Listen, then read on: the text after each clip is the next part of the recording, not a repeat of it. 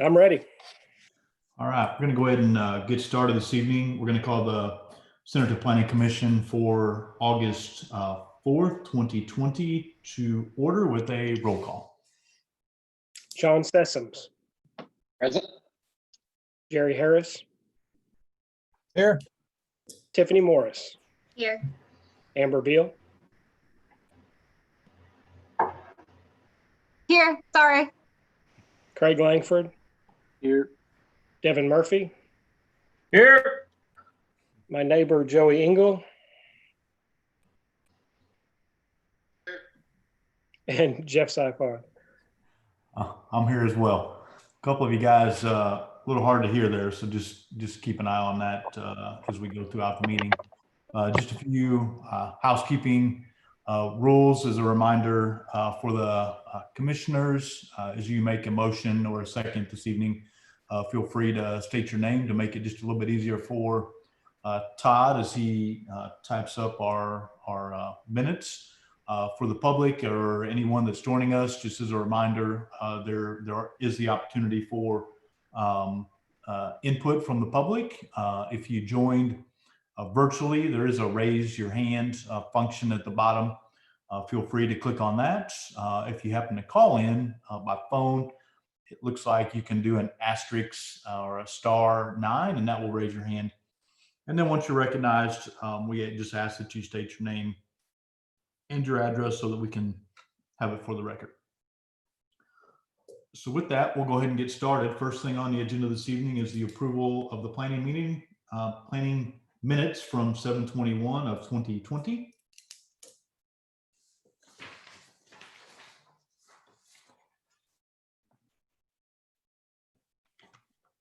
I'll make a motion to approve the planning minutes from 7/21. This is Tiffany. I'll second. All right, we have a motion and we have a second. Is anyone opposed? All right, thank you guys. Joey, you're one of the harder ones to hear. So just FYI, I'm not sure if you're using some kind of different audio or if you're having some bad audio there. So then we're going to go ahead and move on under old business. This is subdivision 20-06, the Annika Estates. The adjacent street agreement. Donna, did you want to give us an overview of this one? Yes. So essentially what happened with this one is during the last planning meeting, we still had a question that we were working through. If we could go to the next page. So on the interactive map, there is a proposed collector on the east side of the property that had been shown on the proposed street agreement as being donated.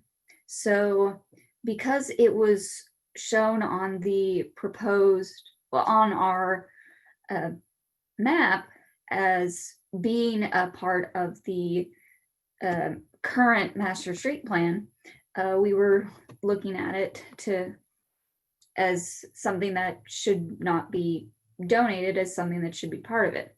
So we were doing some background research to try to figure out where the mix-up was. And if we could go to the next page, when the proposed master street plan had gone to a drafter, a greater portion of a section that was to be removed than should have been was taken out. So because of that, the signature master street plan that was signed into ordinance does not have this section of collector on the signed ordinance. So because of that, we are having the section be donated as was originally proposed,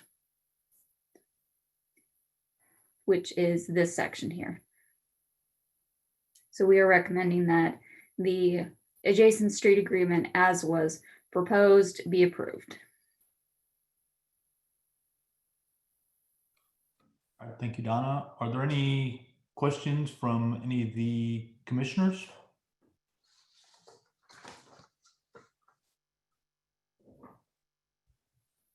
If there are not any questions, then I would entertain a motion. You just need us to approve, Donna, right, the approval of this? Yes. Yeah, so with that, I would entertain a motion for the subdivision 2006, the Annika Estates, and this is the adjacent street agreement. This is Craig. I will move to approve subdivision 20-06 adjacent street improvement agreement. This is John Sessoms, second. All right, we have a motion and a second. Is anyone opposed? All right, thank you, guys. All right, now we're going to move on to new business.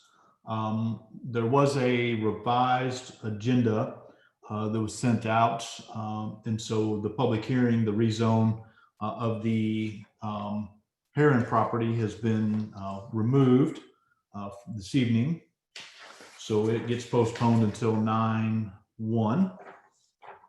So we're going to move on to B. This is vacation 20-02.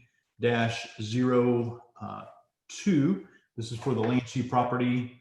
And it looks like Diane and Sean. Is Sean on to give us an overview?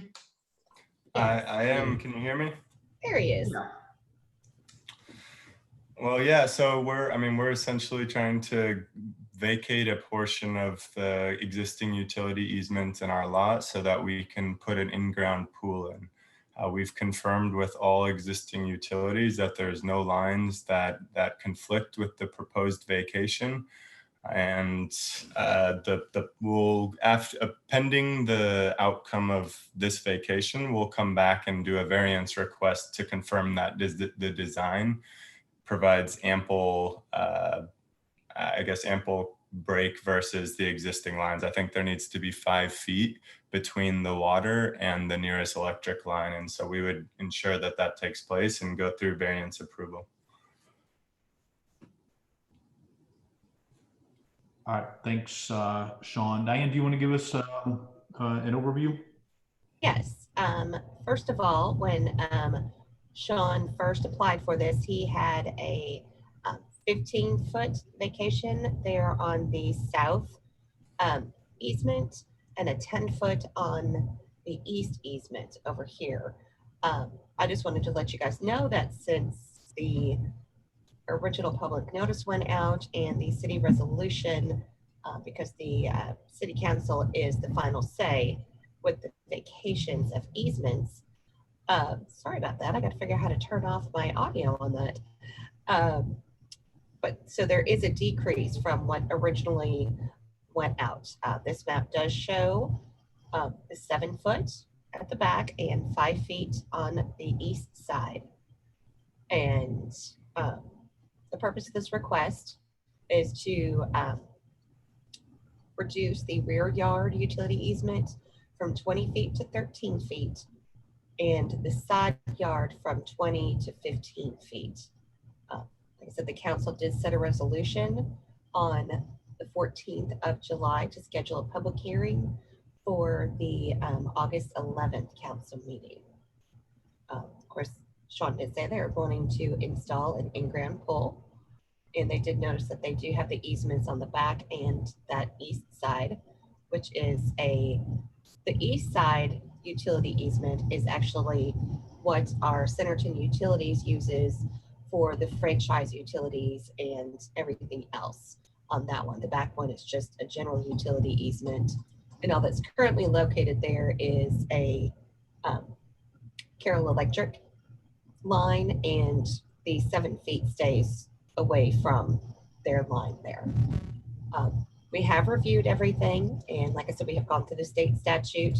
It is a bit of a pain to vacate the easements because it is, something important to look at because these are owned, by the city, and we might need to use these, or the utilities might need to use these in the future.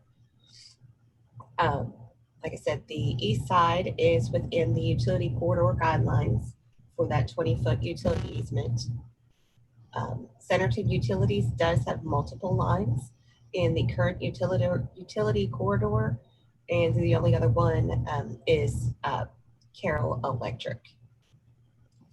And the easement was platted with the subdivision and across the entire phase. It was part of the lot when it was sold, and vacating a portion of the easements. We had an easement vacation, goodness, a month ago, I suppose, for a pool there in one of the phases of Forest Park. You know, when we do this, it does create a bottleneck on a single lot, which may render the entire easement unusable, you know, if it's required in the future for utilities. And it does set a precedence to create inconsistencies in, you know, all these easements through town. It is a laborious process. Like I did say, it's defined by state statute. So you guys should, you know, consider this when you make a decision today to move on to the city council. And this map, let me see if I can zoom in and not blow everything up. You know, y'all are having to put up with me trying to run the Zoom. This is what it shows. This here is the Centerton Utilities water line, and Frank is against, he will not relinquish any of this easement. He said like Cox Cable or Cox Communications, I suppose, has not come into this subdivision yet. So he wants to make sure that they have access to that corridor through there. And this red dashed line here is the approximate location of the Carroll Electric Utilities, that their line that they have running through there. I said Centerton Utilities is okay with this rear vacation, but the vacation of this particular easement on this side, they do not approve. And we did not hear from any other utilities, because it doesn't seem to be that anybody has anything there except for an AT&T telephone line, which is outside of the area that they're willing to requesting to vacate. And I think that is the basic overall that I have. Diane, what's on the backside? Is that an open lot? Is part of the subdivision? It is part of this subdivision. It is oddly phase one of not Orchard Park, of Osage Creek. But this house was built prior to this one. I believe the house is being constructed there. Both property owners have been contacted, this lot 41 and this lot here. And neither homeowner had any objections to the vacations, the requested vacations. Okay. So I see as though, and I didn't know if Frank was on, I didn't see him on the list. It seems as though Frank had 3 different opinions. Is he on or not? Yeah, he's there. I just let him where he can speak. Frank, Yeah, are you I'm there? on here now. Okay. So Frank, if I look at these correctly, in June you were okay, and then you had a chance and you said you were okay with the 15, and then on 8/4 you deny. So I'm trying to figure out what happened, that there's 3 different notes for us to consider. Well, basically, it's all the same. The 15-foot to the south, I'm okay with vacating that. It's the one that runs along the street to the east that I have an issue with, simply due to the fact that the city receives franchise fees from various utilities. And in doing that, we have to verify, or at least keep in mind, that they have the right to come in there. So the east easement that they're requesting, I've continually said no on that one. But the south one, I'm okay with that one. Okay. Sean, thank you, Frank. Sean, I see you're still on the line. How important is the 5 feet on that side? I mean, we're obviously seeking both, right? We adjusted it to accommodate the existing utilities. I think the plan that there's potential utilities in the future, I would question that they would place it in that 5-foot run, to be honest. It's immediately adjacent to the Carroll Electric lines. I would assume if they did something, it would likely be on the outside of our fence near the existing water lines that we showed. That said, if there is legitimate concern or risk of that taking place and we can't consider it, then I mean, we will assess options with just the south portion. Okay. And I will point out one other thing here. Along the east side, that all falls within what's the city has as a utility corridor. So 20 feet from the right of way is all designated as utilities. And so if Cox did decide to come into that development, they would need to be in their corridor, which is at the furthest point away from the road. Okay. Thanks for that clarification, Frank. Yes, sir. Do any of the commissioners have any questions, thoughts, or any concerns that you wanted to share? This is Joey. Jeff, can you hear me now? Absolutely. Thank you. Okay. Something that nobody's pointed out that is kind of a big deal here is these utility easements aren't just the corridor for the utilities to be in, but they're also the room for the utility companies to work in. So Frank has a 7-foot deep sewer manhole in there. He's going to need some room to dig down and safely get to that manhole. And like he said, that franchise utility agreement with the city is something that generates a lot of income. And I think when you start piecemealing vacations together, that could present a pretty big problem in the future. So I don't know that I'm okay with any of the vacation. The rear lots, now that's a lot different because technically no utilities are going back there anymore. They're all up front. And that's something we probably want to look at moving forward on our subdivision code. But those street side easements are where all the utilities are: water, sewer, electric, gas, telephone. I don't think it's right to be vacating any of that easement. So if Sean changed his request to remove that 5 feet on the side where the franchise utilities are, you would be better? I would feel better, but I would still question if it's a route that we want to go down.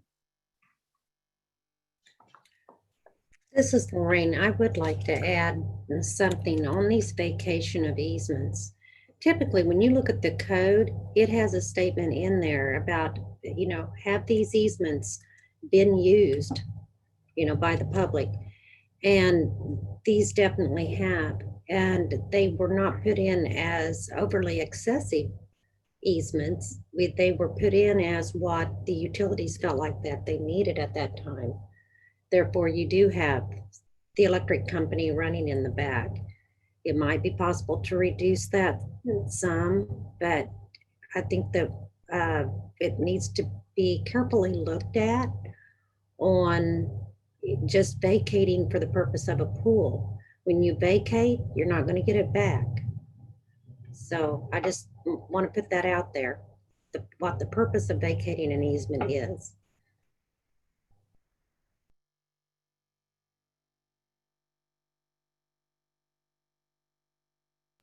And also another item that Lorraine reminded me to bring up, in this side yard over here,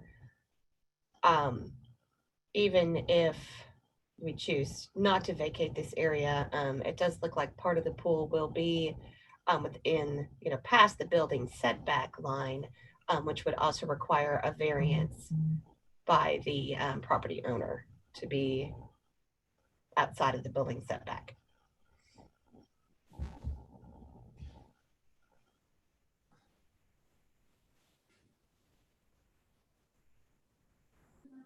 Sorry, I was muted. Can you zoom in on that a little bit for me?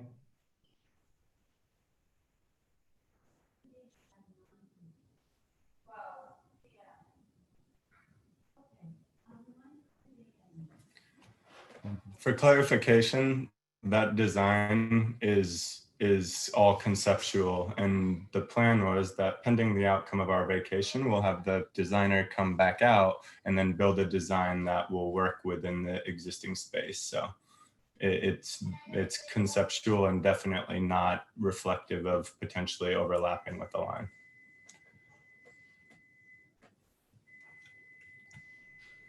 This is Sean, so you don't foresee yourself needing a variance in the future for that? Well, so yes, we were planning to submit well, help me understand what a variance request is needed for. If it was outside the building setback, you would require a variance. So we'll go through whatever approval method is needed once we can determine the space that we have to work with to build the design, right? I mean, it's dependent on that, but if a variance request is required after we have clarity on the vacation and then we put a design together, then we would do so.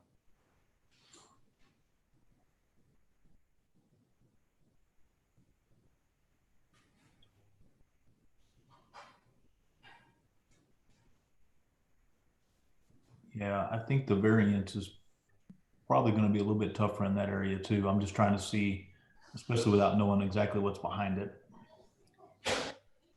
also, when you consider a variance, you have to look at the hardship. You know, is it something that is because this is unique to this property, or is it caused by the property owner? Yeah, in my opinion, there's no case for a variance on that. For accessory, and just to clarify on accessory structures, which right now, that's what we consider pools, since it's not the primary residential structure. So on setbacks for accessory structures, it's the side street setback, and the rear, it's 7 feet. That's why he would be allowed to go further in the back than he would on the side street.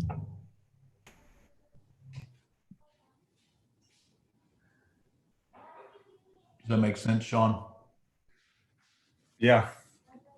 So, I think, hearing this, then yeah, we're certainly open to adjusting design to focus more on the south side of the lot, remove the east side vacation if it allows us to then, free it up to assess options. And we've tweaked it a few times as we've gotten more clarity, right? So like Diane had mentioned, we initially requested 15 and 10 feet. After speaking with Carroll Electric, who has aligned to this proposal, we adjusted it, and they have the most extreme, they have the most, the greatest impact of their existing lines versus our plans. So we got their alignment with the proposal, but I'm open to moving the east side off if clearly that's what's driving the angst.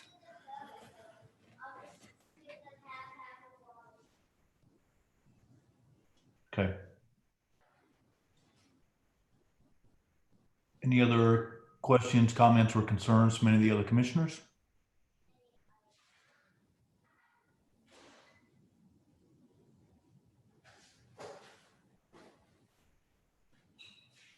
So what we have before us is the I guess the agreement, I'll call it, with the applicant that the 5 foot would not, it would not be part of his request for this evening. We would just consider the 7 foot on the backside, keeping in mind that he would then potentially adjust the design so that he would not require a variance in the future as well.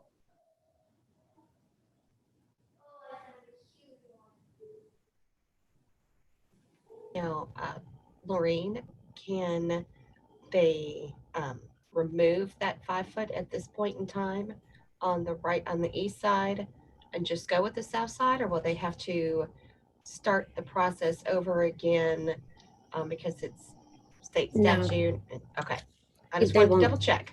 Yeah, if they're asking for less, if they're changing the request to less, then that's what they will amend their petition to the council. And you can do that, you just can't go more. One thing that we've talked about that it's with these vacations and keeping track of them and how that lot, like the next person that comes along or anyone that looks this up, if I would recommend that the commission recommend to council that the lot be replatted to show that if this vacation is approved. Otherwise, it's going to be hard for people to pick this up and find that.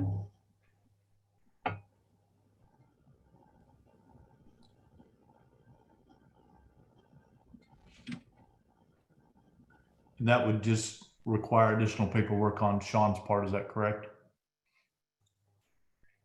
Well, it would actually require a replat, and that it would come, we'd approve it, and council would approve it. Okay. This is Brian. I wholeheartedly agree with Lorraine on that. It's so important that there's a way for people to find these. It'll be real difficult without getting it replatted. Okay, thanks, Brian.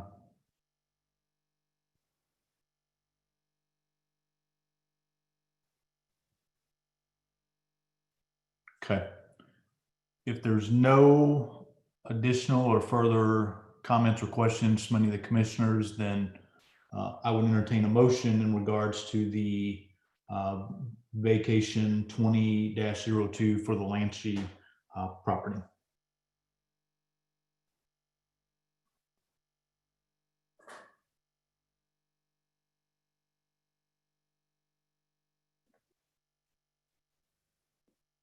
This is Tiffany. I'm just wondering, how do we need to word that with the stipulated changes? What the planning commission will need to do is state it as a recommendation to the council, and then what, you can just list what recommendations that you would like removing the requests, on the east side, requiring replatting the lot, so forth.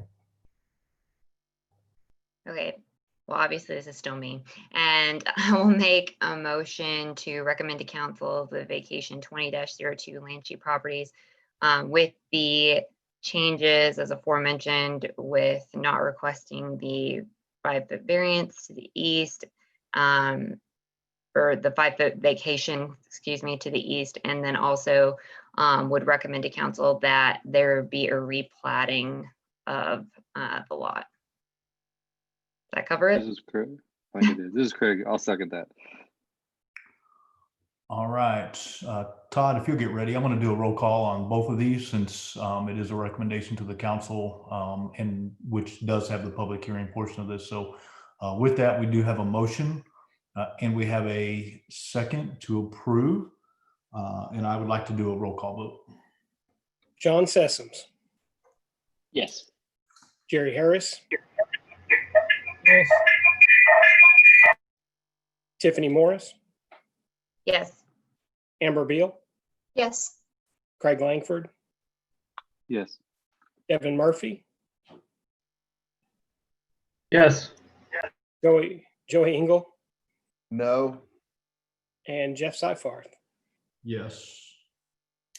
Was Jerry a yes or a no? I heard a yes. Okay, thank you. All right, Sean, if you have additional questions after we went through that, feel free to continue to work with staff in order to proceed. So thank you. All right, thank you. I'm still here to help you, Sean, so. All right, next on the agenda this evening is also a vacation. This is for 20-03, the Rohrer property. Donna, I believe this one is yours. It is. So this is another vacation for another in-ground pool. So very similar to the last one. If we could go to the next page. This one, the owner is requesting to vacate 8 feet. This is in Tuscany. In phase 2 of the subdivision. They're requesting to vacate 8 feet of the 15-foot rear yard utility easement in lot 117 at 1311 Montieri Drive. For lot 117 only, to accommodate the installation of an in-ground pool. You got a lot of this with Diane's in the last one, so I'm not going to repeat it. But again, planning does not support this. Specific to this one though, we have heard back from all of the utilities except for CenturyLink, which we believe is the telephone line that is marked here. The other utilities did state that they either did not have utilities or had no objections. Well, that they did not have utilities and did not have objections, or that they were not in this area. But CenturyLink, we have not been able to reach. And I have sent several emails, have called several times, and just as I've called 4 times today and have not been able to reach them. So both properties on either side have been sent notices, and we have not received anything from either one. But at this point, the biggest thing is that we have not been able to get confirmation from CenturyLink on their thoughts as to this utility easement. Thank you, Donna. And I apologize to the Roars. I did not give you guys an opportunity, if you're on a call, to just give us a brief overview, if you will, as well, of what you're requesting. I know that we heard it from Donna, but just in case you guys have anything to add, I would recognize you at this time. I didn't see them on the list. They might raise their hand. Okay, you don't see them on the line. I'll see them on this list. No, but if they raise their hand, or there's 2 on the phone, if they hit *9, we can recognize, you can recognize them. Okay. This is along Main Street, is that correct?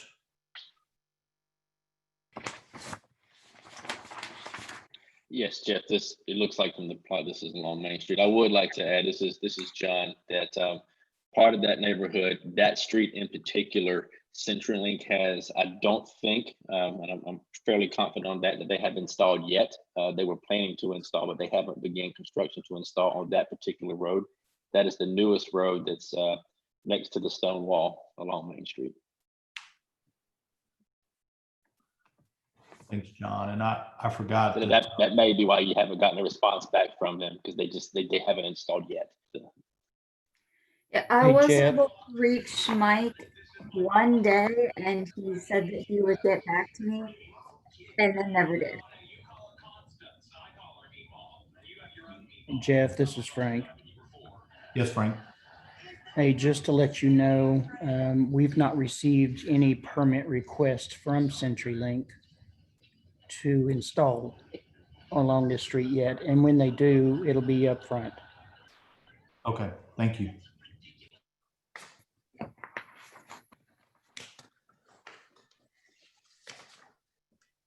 Hey Jeff, can I bring up something here? Yeah. It looks like this one's in the setback as well. Which would, just like we were talking about on the other one, would require a variance. My stance is the same on this one, but if these continue to pass, I mean, you would almost want the variance to come through at the same time, so you know what they're building, and we don't unnecessarily vacate easement, because if they're not going to get a variance for the pool, which I think would be a hard sell, you know, you could be vacating easement that doesn't need to be vacated. I agree. That's the hard thing, right? Because you're not gonna, like, there's no reason not to grant the easement perhaps, but you're right. If they're not gonna get a variance pass, what's the point? This one does meet the 7-foot setback. I was looking at the plat. If you look at the plat on lot 117, it looks like it's almost completely out of the setback. So.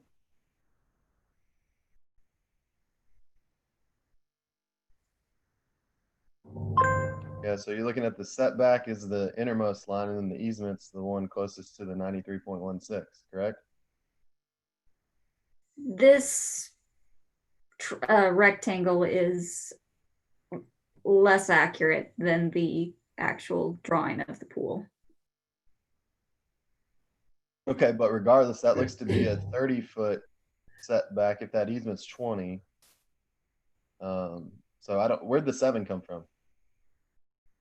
That is the distance that between the edge of the pool and that's the distance that the pool encroaches into the setback.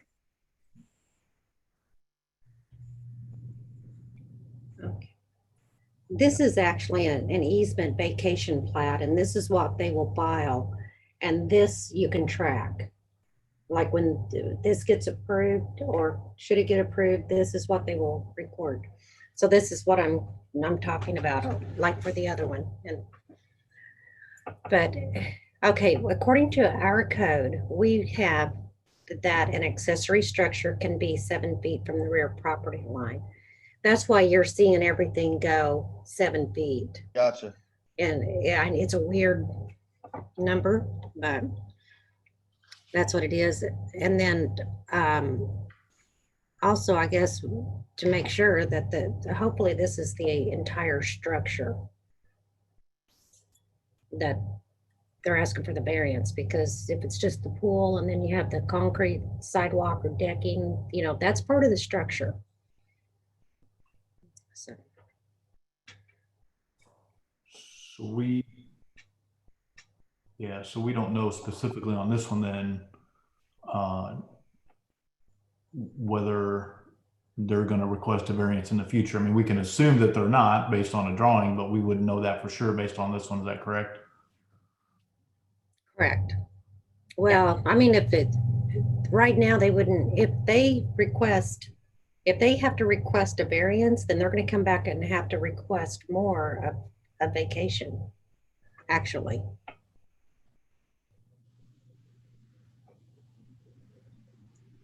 Right.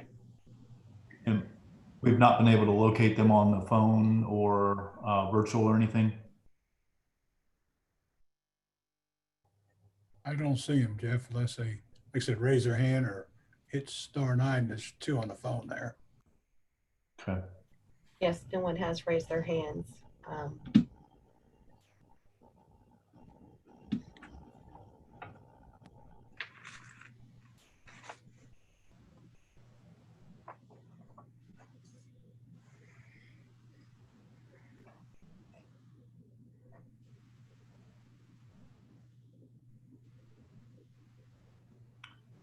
So my thoughts at least is it makes it a little bit more difficult without being able to have some communication and clarification with the actual applicant. I don't know how the other commissioners feel about that, but at least with the previous one, we were able to have some communication and definitely clarification so that, the applicant was clear of, what was going to be required, including the fact that, the chance of a variance getting it passed in the future would be difficult. So what are the commissioners' thoughts on that?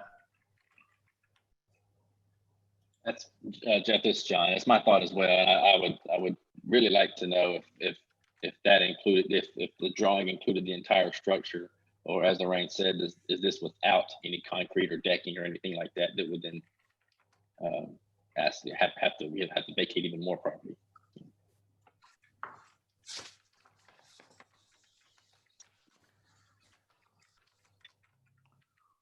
So at that point, we have 3 options. We could table it until the next meeting, or we could approve it, or we could deny it. So, and then just as a Okay. reminder, John, this is the one that you're not going to vote on. Is that correct? That is correct. Okay. Okay, also on this, it goes to public hearing before the city council on August 11th, next Tuesday. So it's basically your recommendation on this. Okay. Or whatever you want to send to the council. I mean, I guess we could still put the same stipulations on, and I call them stipulations, comments, if you will, in regards to the fact that a variance would be extremely difficult to approve, and then we could proceed and then let it go to the council if the commissioners are okay, with that. So are there any other questions or comments from any of the commissioners?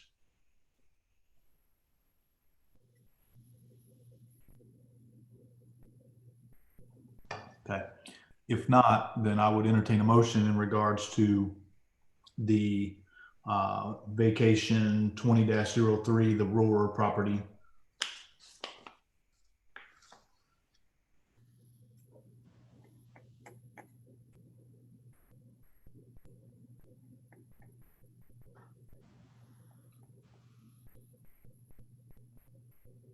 This is Tiffany. I guess I'll do this one too.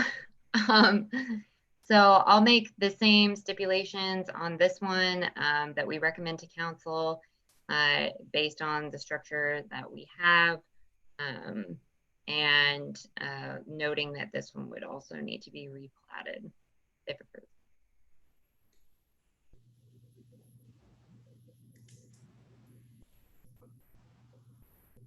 I have a motion. Do I have a second?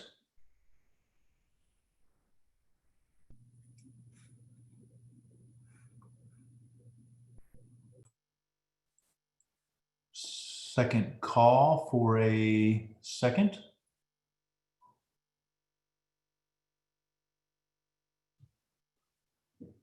And third and final call for a second.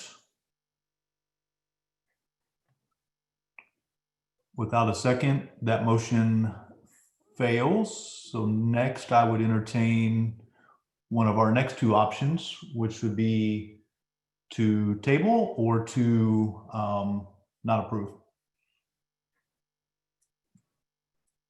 This is Jerry. I make a motion to table till we receive comment from the property. Was that a table? Yes, table. Thanks. You kind of cut in and out there, Jerry. I apologize. So our next motion is a motion to table. Understand that if we table, then it would most likely be withdrawn from the council meeting that's on the 11th. So with that, I would entertain so we have a motion. Do I have a second? This is Craig. I will second the table. All right. So now we have a motion and we have a second to table. Is there anyone that is opposed to that? All right. So that passes. Donna, if you would just let them know that it was tabled this evening, and then we can proceed from there. Okay. All right, I can do that. Thank you. All right. Next on the agenda this evening is the subdivision 2008 Fox Haven preliminary plat and plans. Is Ferdy or Molly on to give us an overview? Yeah, Molly, you can unmute. You don't have to raise your hand. I made it where you can. Okay, sorry. I wasn't sure what was going on. This is Molly Robb with Anderson Engineering. We're proposing an 18 lot, single family residential subdivision with 2 streets and infrastructure. I think we've already gone through rezoning for most of it. I think city council is next week for the final portion of that.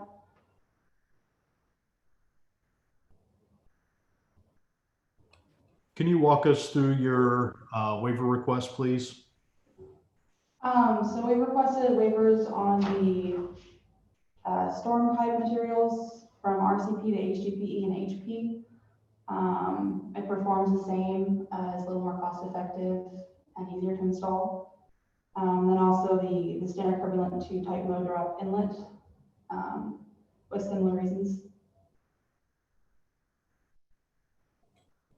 All right, thank you. And Diane, do you want to take us through the staff comments? Sure. This is an 18-lot subdivision, and it is located about 800 feet east of the Keller Road intersection of Bliss and Keller Road. It is kind of near the Centerton Utilities office there. They did rezone the property. They did a rezone of the northern part of this property back in April. And you guys did recommend to council to rezone the southern portion of this. And as Molly stated, the rezone will be considered by the council on the 11th of this month. Keep forgetting that it's August. Half street improvements are being proposed for Bliss. We will go over those shortly. Molly did give you a quick description of the waiver requests, and Centerton Public Works is in agreement with those. These are pretty typical waiver requests that we are kind of looking at our drainage manual to see if it's something that we should just allow overall so that we don't have to keep getting waivers from everybody all the time. You guys would need to approve this preliminary plat and plans, waiver requests, and adjacent street improvement agreement. There are several remaining staff comments, and we did receive, now some of these comments may have already been addressed. We received a resubmittal from them on the 28th, but that was just Friday, and of course life has been a little bit crazy around here, so I don't think any staff has really had much of a chance to review that, so I'm not sure how many of the items have been corrected. As far as right-of-way, Bliss is designated a collector on the current master street plan. Draft, if and whenever that finally gets adopted, it is designated as a minor arterial with a 90-foot right-of-way. They are proposing a total of 40 feet of right-of-way dedication from the center line when they do final plat. So overall it'll be about 80, so kind of split the difference a little more or less. They are going to require a 20-foot offsite general utility easement. It's a pretty long easement. It's going to be going from the southeast side of the property all the way over to Timber Ridge subdivision. Kind of showed you a little down and dirty kind of part of that because they're connecting to a current manhole here to get their sewer service from over there at Timber Ridge. And let me scroll back up to where I started. It's kind of fun doing this and trying to present at the same time. As far as the adjacent street agreements, Ferdy and Molly have gotten with Rick about those. So Rick was in agreement with what they are proposing, which is construction of pavement, a curb and gutter, so that the half street width is 16 feet from the center line to back of curb. Construction of 5-foot sidewalk and construction of drainage improvements all along Bliss Street there. There's currently just one entrance into the subdivision from Bliss Street, and the proposed lot frontage, there is just one lot on Bliss Street, but that will have access only, by the internal streets. There is a stub out street with a hammerhead for emergency services so that they could get in there if necessary. I believe, Molly, you might have to fill us in on this one, that they are looking to possibly extend this subdivision in the future.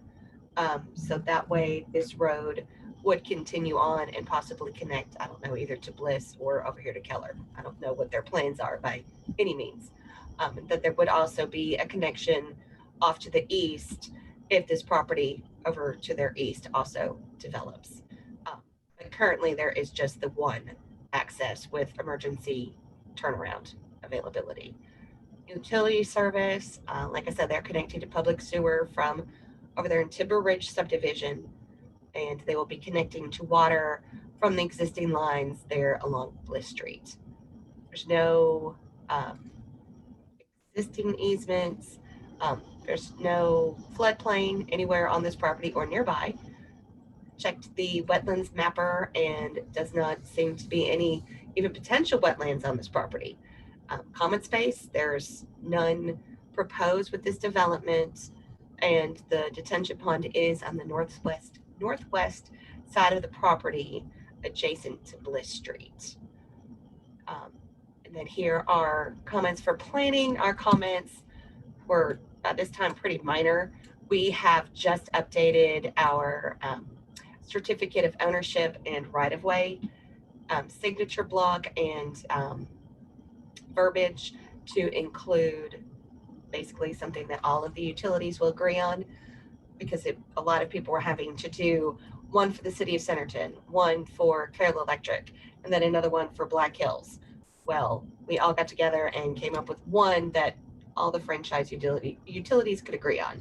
So asking them to include that, update Centerton Water and Sewer Department information, and note that the ends of the streets are future connectors. Then engineering had some comments. I had spoke with John earlier today, and John is on the call, so if he feels the need to jump in, by all means, jump in, John. He did say that none of these are anything unusual or big comments. They're mainly cleanup type things. There does possibly seem to be a discrepancy for lots 5 and 6 and the north side of the street, just to the east of the Hammerhead, that by this, does it appear to be on property owned by Steel Development? But again, that's something that some of these outstanding comments would fix. And as far as Rick, these are just, again, kind of minor things that they could easily fix before any type of construction. And then the one comment Frank has is making sure that the lots they're going between on Timber Ridge are the correct ones. Now, Lorene and I did look today, and all of the building setbacks in Timber Ridge are also dedicated as utility easements. So technically, as long as they know where the manhole is, there's going to be, 14-foot easement for them to go through, because the building setbacks are also the easements. Sorry, the word left me. We did learn that today. And here is a copy of the proposed street agreement from Anderson Engineering.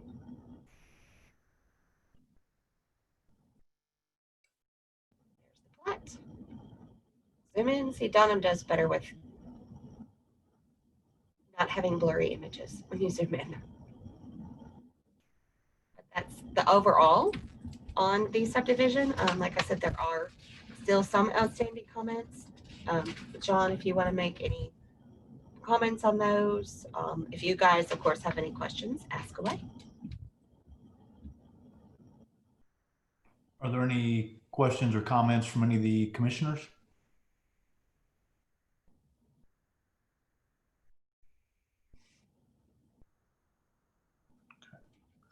If there's not any comments, questions, concerns, then I would entertain a motion for the subdivision 2008, the Fox Haven preliminary plat and plans, as noted with 2 waiver requests and the acceptance of the adjacent street improvements. This is Craig. I will make a motion to approve subdivision 20-08 Fox Haven preliminary plat and plans with the 2 waivers, as well as the adjacent street improvement agreement and any outstanding comments that need to be addressed. This is Amber. I'll second. Okay, we have a motion and a second. Is anyone opposed? All right, thanks, Molly. Thank you, guys. All right, next on the agenda this evening is subdivision 20-10 Forest Park Phase 3 replat of CP1 and CP2 final plats.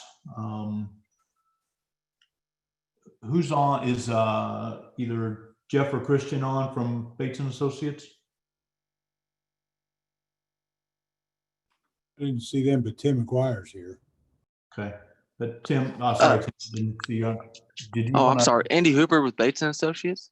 Yes, thank you. I was about to jump in there before you did, Andy, that you had your hand raised, and I was assuming you're with Bates and Associates. Andy, Oh, thank you. Give us a quick overview. Yeah, basically we're just turning into the common properties there of 1 and 2 of Forest Park Phase 3, and we're creating 5 new lots, and all the water and sewer service have been installed, and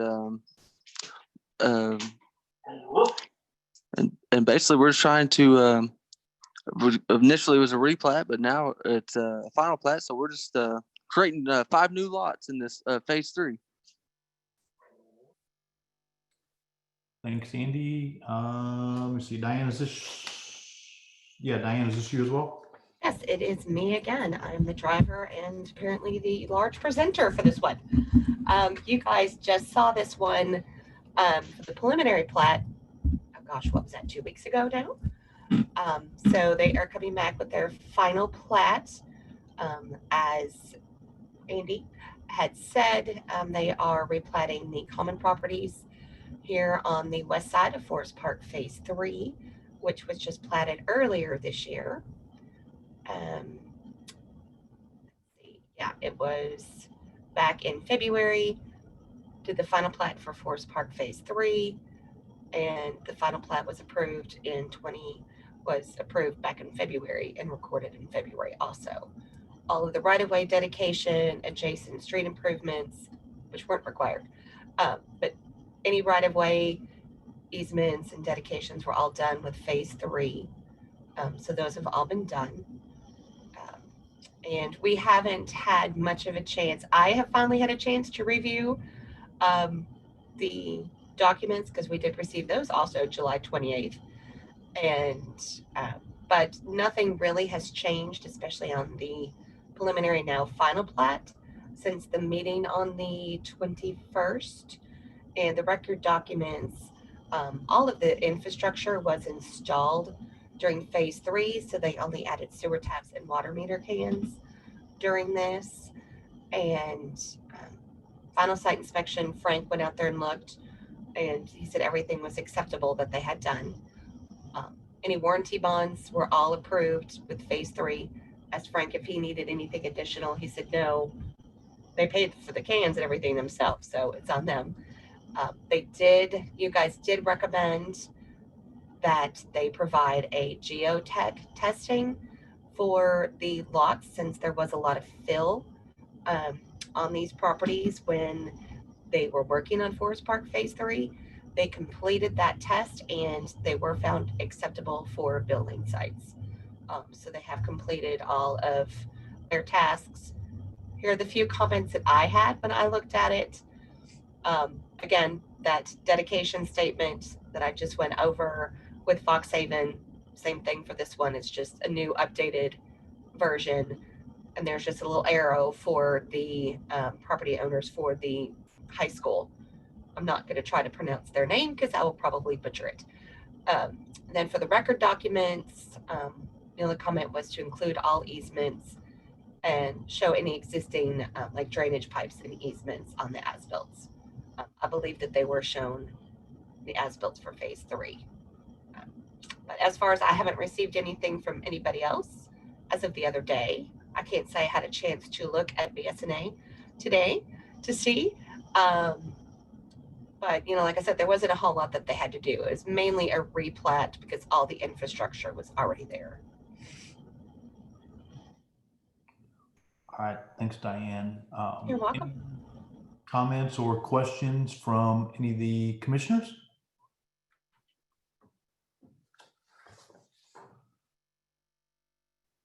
If there are no comments or questions, then I would entertain a motion for subdivision 2010 Forest Park Phase 3, the replat of CP1 and CP2 final plat. This is Amber. I'll make a motion to recommend for council acceptance Forest Park Phase 3 replats of lots CP1 and CP2 final plat, contingent on remaining staff comments. This is Tiffany, I'll second. All right, we have a motion and we have a second. Is anyone opposed? All right, thank you guys. All right, next on the agenda this evening is subdivision 1801 Ashmore Landing final plat. And it looks like either Jason or Paul, are you on the line to give us an overview? What you guys are asking for? Jason Ingles with Expedient Civil Engineering. Hey, Jason. Do you just want to kind of walk us through real quick? Sure. Preliminary plat was approved in early 2018 for 67 residential single-family lots with 1 detention pond and adjacent street improvements to both Gamble and Cuthbert Lane. All paving has been completed. All utilities have been installed and tested. And I believe that we've met all the punch list items with the exception of maybe 3 minor items that were, I believe, re-inspected by Rick Hudson yesterday. And there is some concern on the south end of the property, and I'm sure that others will chime in on that. And I would just like the opportunity to either refute or provide an explanation for any of those items. All right, thank you. Donna, I believe this is you. It is. All right, so this one is going to be a bit of a long one, so if you'll bear with me on this. All right, so as was stated, this is for Ashmore Landing, 67 buildable lots. It's R2. So for this, we are looking at the final plat. We have gone through it. We received a submittal number 4 on July 29th. Staff has not had a chance to go through all of it. So we did get comments from engineering, but I have not had a chance to go through it yet, and nor has Public Works. So I've provided the comments for the last set, but generally we find it to be in compliance. We also are looking at the covenants. Those have been reviewed by the staff attorney. We did want to have a minor edit for that to note some changes with the change order that I will note shortly. There are some bonds that have been proposed by the developer for some completion items, for some work that is still incomplete. But before I get to that, the streets and drainage bonds have been approved. Streets has been proposed as for 100% for 2 years, as $247,700. Drainage was $231,500. Water and sewer is 50% for 1 year, which came out to $227,277.50. Frank has approved that. So if we could go to the next page, please.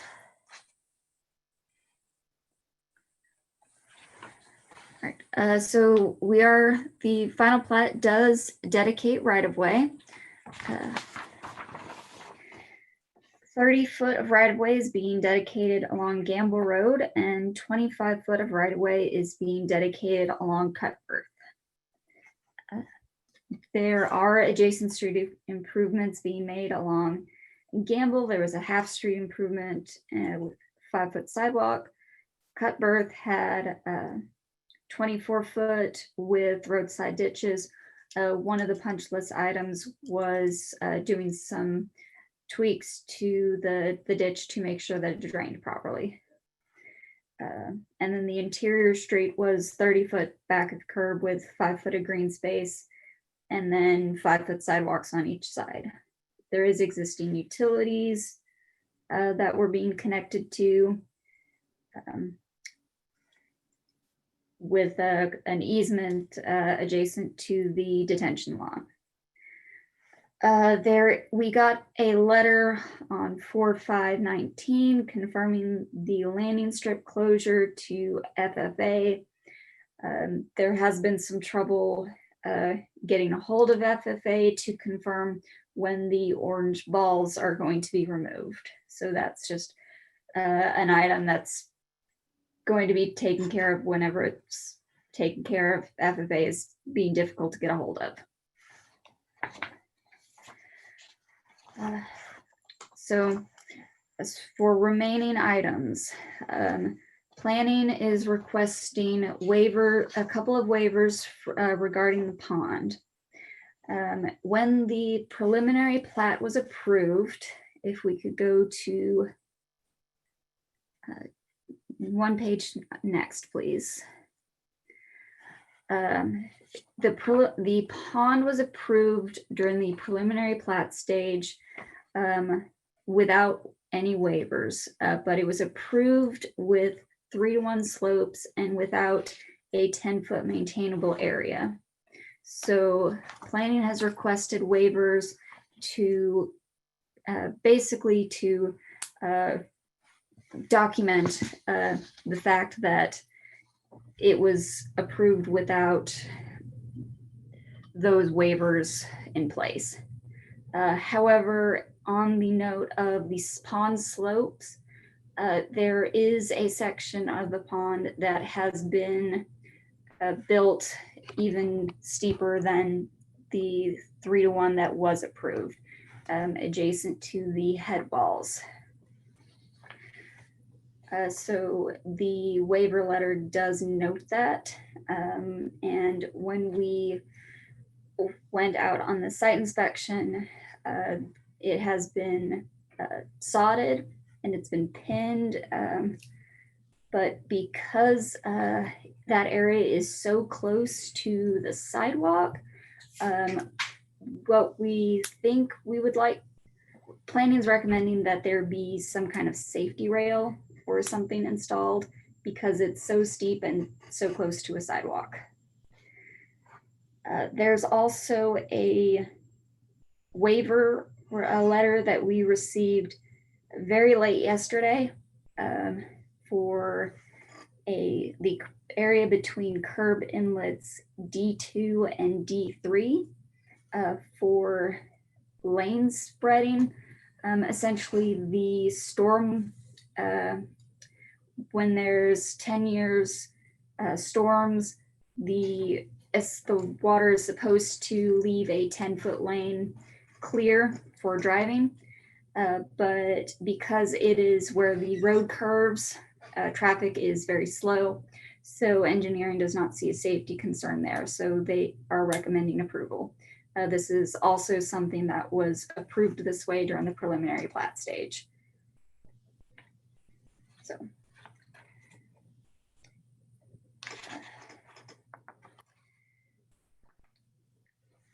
With the detention basin, it was, as I noted, approved with the 3-to-1 slope. And it was constructed in with slopes steeper than that. It has seen some repair to bring it to some 3-to-1 slopes. So because of that, we are going to need as-built and updated drainage reports to note the repairs that were made and to ensure that everything is up to standards and that the drainage is meeting what it needs to. We could go next. So the drainage report has not yet been approved, and it will need to be updated to meet what has been built up in the field. The south lots, lots 26 through 41, were not constructed according to the approved grading plan. So when we met on site for the first final inspection, the developers, the developers did not want to, there was a discussion about whether they wanted to build to the approved grading plan or build to a modified grading plan. Because of the amount of fill that would end up being have to then removed. So a modified grading plan has been submitted and reviewed. I've provided the comments. However, the modified grading plan that has been submitted, staff has some concerns with the amount of water that would be pushed onto Maple Estates. There's about half an acre on the south side of the lots that would be draining onto Maple Estates. There is a section in the drainage manual that notes that major changes to plans previously approved shall only be permitted by the Planning Commission. And so the new grading plan indicates that the south 15 to 20 foot of the rear yards for lots 26 through 42 will drain south onto the new north lots in Maple Estates. But the drainage design for the Ashmore subdivision concludes that all runoff from all property in Ashmore is directed to the on-site detention basin, and the post-developed flow rates only include outfall from the detention basin. This is a plan that we've only received in the past few days, so this is the first review we've gotten. So it's not had a chance to go through any revisions. So just to note that. Public Works has noted that they concur with engineering. Building Department noted that any grading that's done should be done at the development phase. Planning has noted that this is something that should be done as a whole and that it is not something that we intend to be done as individual lots. We did also receive a change order for lots. If we could actually go to the plan.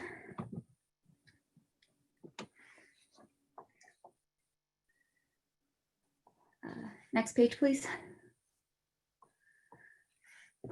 For these western lots, for a rear yard drain and swale, because of the grading, we received a change order for a drain and swale that has since been approved, with a note that there would need to be a drainage easement and a 12-inch yard drain and a 15-inch yard drain, with the note on the plat and the covenants that the POA, once it's formed, and the developer should be responsible for maintaining the swale. As was mentioned at the beginning, we did do a punch list yesterday. There were a few minor items, most notably the regrading of the ditch along Cutbirth. There was also a missing street sign, and stapling some sod along the pond where it was steep. Other than that, the record documents will need to be bonded. We've received a proposed bond, or a proposed bond amount has been recommended for $5,000. The grading of the pond has been proposed for $13,800. That bond has $13,800. Staff has approved that bond amount of, and then the change order for the rear yard drain has been proposed to be bonded for $2,900.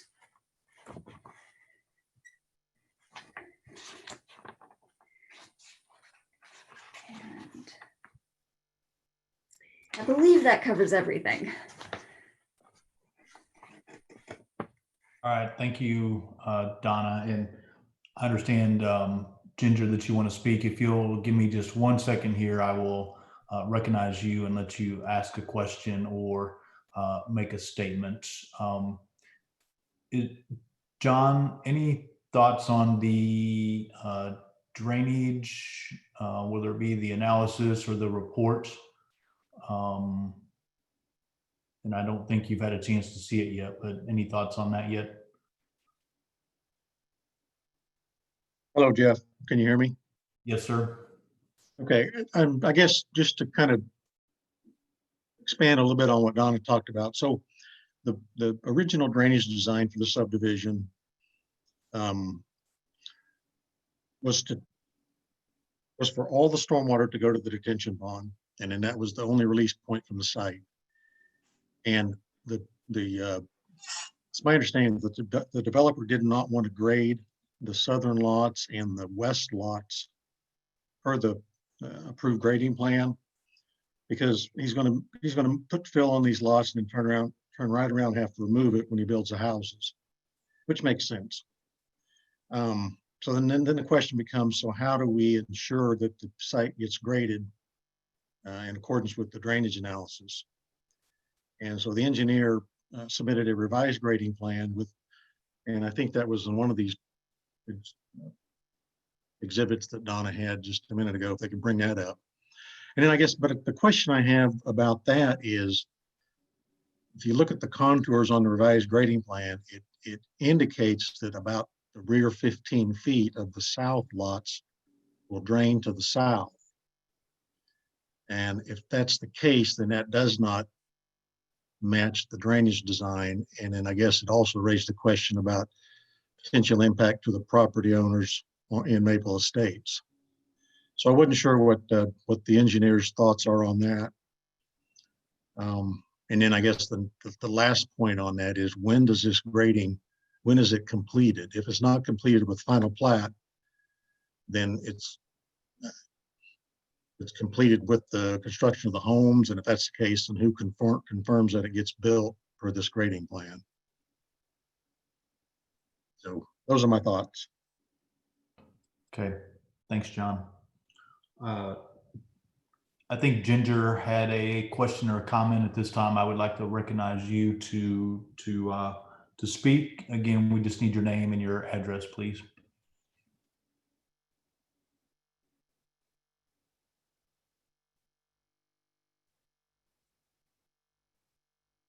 Bill, is she still there?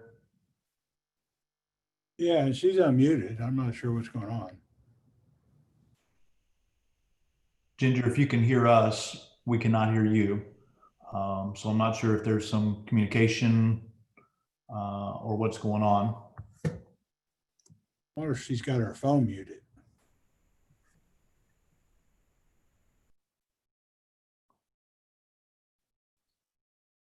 If she's unable to speak, may I speak? Or shall we wait till she chimes in? Give me just a few more seconds, John, and then Okay. we'll. Oh, wait, was that Jason? Sorry. Yes, no worries. That's fine. Yeah, hold on one second for me, okay?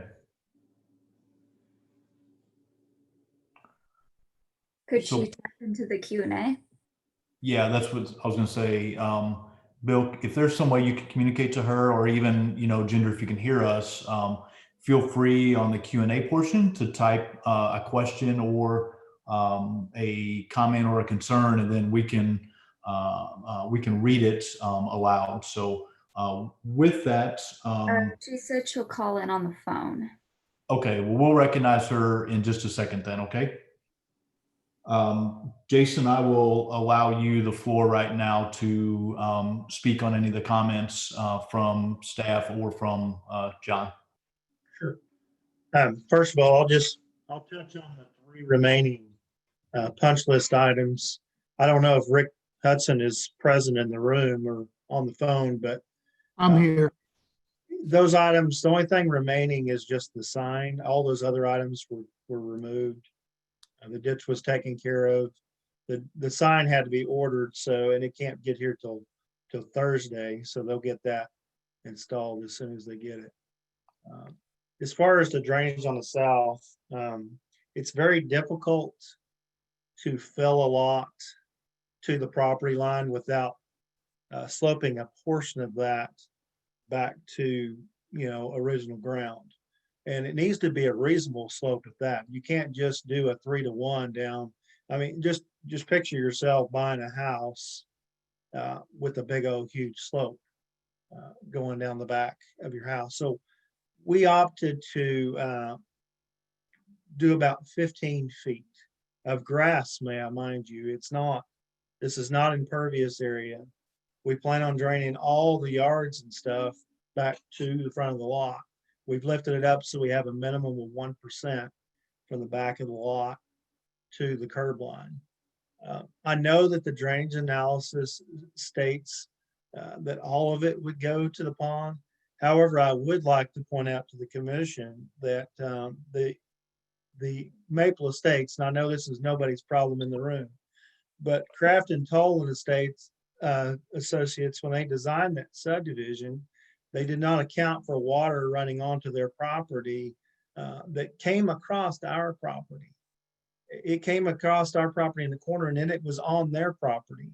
So we obliged, and we put in a double pipe run down our south side of our street all the way to our detention pond, taking water away from there. In the pre-developed condition, this property, grass at B, did drain to Maple Estate. So we're not changing any of that. So my question is, at what point, the only way I can not put any water on them whatsoever is to put in a retaining wall all the way down that south property line. So you can see my confusion and my frustration here is, how do I handle that? And I see John Weary's point that, okay, the drainage analysis doesn't reflect that. However, I just did a quick calc. I mean, we're not talking about a lot of water here, guys. And there is a swale that was constructed with Maple Estates that handled that water before we developed here. I understand that the developer to the south, the home builders did not build their lots to drain to the yard. The back of the yard's all drained to the back, their entire backyard, not just a portion of it, their entire backyards do. And I believe, if I'm not mistaken, a better portion of even the front yard may drain to the back. I don't know if I'm speaking out of turn there. But I just wanted to make that clear that this is an existing condition before Ashmore Landing came online. It's not a result of Ashmore Landing. If anything, we've fixed part of the problem by putting in that double pipe run and running it to our detention pond. And with that, I'll answer. And before I get off speaking up, first of all, I want to, I should have said this before I started. I wanted to thank the entire city staff and the planning commission for all their hard work on this project and trying to make it, appease the owners, the adjacent owners, appease the developers. And they've put in countless hours as well as and I really appreciate that. With that, that's all I have right now. Thanks, Jason. You bet. I believe that Ginger is now available. Is that correct? Can you hear me now? Yes. Okay, perfect. Thank you. I'm sorry about that. So, Paul, I just have a couple of comments, just so this is out there. I know that this is not entirely your problem, but as a citizen within Maple Estates, I would like to voice the concern, not only for myself and my property, but for those that may not even be aware of the issues that have occurred and will be occurring associated with this development. So the major concern that I have currently is the swale or the ditch that you were referring to at the north side of Maple Estates that currently runs behind, yes, exactly where you're pointing. And what I want everyone to be aware of is that there are property owners that aren't even aware of where their property lines are because of where their fence line is. Needless to say, this swale that was placed sometime in August of 2017 has taken on a ton of water. And this was even prior to Ashmore, even being developed at all, or any site work done. And so the concern is the erosion and the amount of water and velocity of the water that has already been in existence is already, it's not feasible with, a yard, a residential yard. The amount of water that is in that ditch should have never ran through a lot. And my concern is now we're stating that we're going to have additional water coming from Ashmore into this ditch, which really it makes me nervous. It makes me honestly a little angry because my property has already had so much erosion caused from the water already. And I just feel like there's people within within Maple Estates that aren't even aware of the issue. And this is Cody Harper, also her husband live here, also at 1050 Silver Maple. I'm just gonna ask the question is why can we not follow the original drainage plan where all the runoff was taken into the pond on Ashmore? I mean, why is that not acceptable now?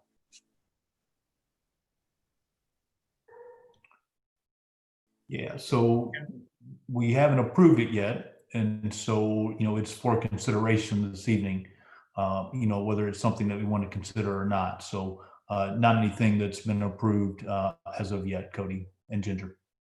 Man, that's my concern is if we have something that was already designed, why are we at the last second like just said today, just received without being able to give proper notice and look at these things, because we have no idea what the calculations are.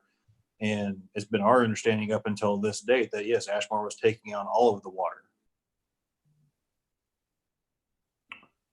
Okay. Can I respond? Yes, please. Okay. So actually, this plan actually betters your condition, because my grading plan that I had originally designed, it was basically flat from the south property line to the top of the curve. I elevated it with this new plan to make sure that the water all ran to the street. Currently, as for the past several months, water has already been collecting along that dirt covered ground that doesn't even have much grass on it, which is, may I remind you, that's going to cause more runoff than when you put grass on it. That's already been contributing to that ditch now for several months. Now what I'm proposing to do, and to bond for this, is to lift that up a foot and a half and drain all that water back towards the street. Now, please, I cannot, without putting retaining wall, I'm gonna have to have a portion of that that's gonna run to that area, because there's, without, like I say, without a retaining wall, I can't do that. If I'm lifting it a foot and a half, 2 feet, you gotta have some point, you gotta come back down the natural ground. And so that area would be grassed, which soaks in a lot more water than impervious area, but all that impervious area for the homes is going to go to the street with what I've proposed with this revised grading plan, if that makes sense. I mean, if you want, I don't know if you got my original designed grading plan that I did, but it's basically flat. It isn't as pumped up and lifted up as what I did. Because of the concerns from the residents to the south, I wanted to do this revised grading plan to make sure that water was shedding to the front. Okay, thanks, Jason. And I think part of it is adequate time for John to, study and give us some, what I'll call, proper feedback is probably one of my biggest concerns tonight, knowing that there's been some drainage concerns, to the south for quite some time. So that's just one of the concerns that I have. So. And I do have one other thing I'd like to bring up, and it is the drainage basin behind lots 14 and 15, as far as where it is currently located. How is that going to be able to be maintained if our fences are moved back to where we are told they will be in our contracts? Because as I measure it, even the silt fence is sitting over on the property line further than where it should be. So how is it going to be able to be maintained? And he's referring to directly behind the detention pond on lots 14 and 15. So currently our fence is set back, what, 30 feet from our property line? Approximately.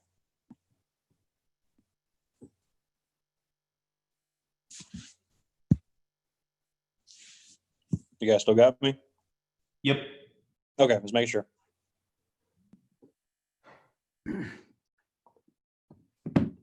Rick, are you going to jump in there? I know you've talked about this one before. Yeah, really, it's a maintainable slope, Cody. The only portion on that detention pond that we're really concerned with is in the northeast corner. That's where he has the problem with the too steep of slopes. Everything else is within a reasonable slope that is easily maintainable. With everything else that we've got in town, we're maintaining a lot worse slopes than that. But, okay, but this will be maintained by the POA, and then we'll have code enforcement making sure that they do maintain it.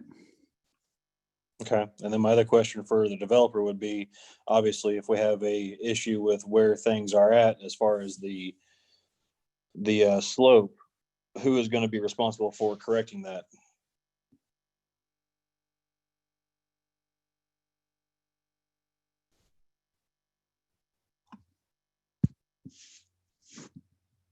And ultimately, once it's approved, it would have to go back to the developer. Because I'm doing my rough estimate, my rough, measurements from where my pins are at. I've put a piece of rebar staking it out so they can see it.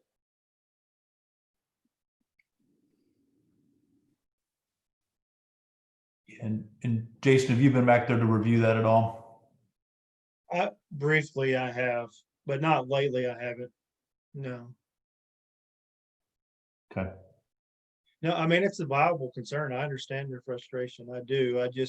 I don't know if it should be all pinned on this particular developer. And I think he stated that, that it was, a bigger, huger portion is from the original developer of Maple Estates. And unfortunately, that's where these questions are coming from because of the issues that have popped up in Maple Estates. So we're just trying to cover all our bases. I don't mean to sound like we're, coming after. Is there any way that I could share some videos of what the water flow in the north ditch looks like so everyone that's on can see? Ginger, I do have it in the Dropbox if you want Diane to share it. Yeah.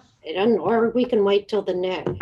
I do have you as a later item on the agenda also. Okay.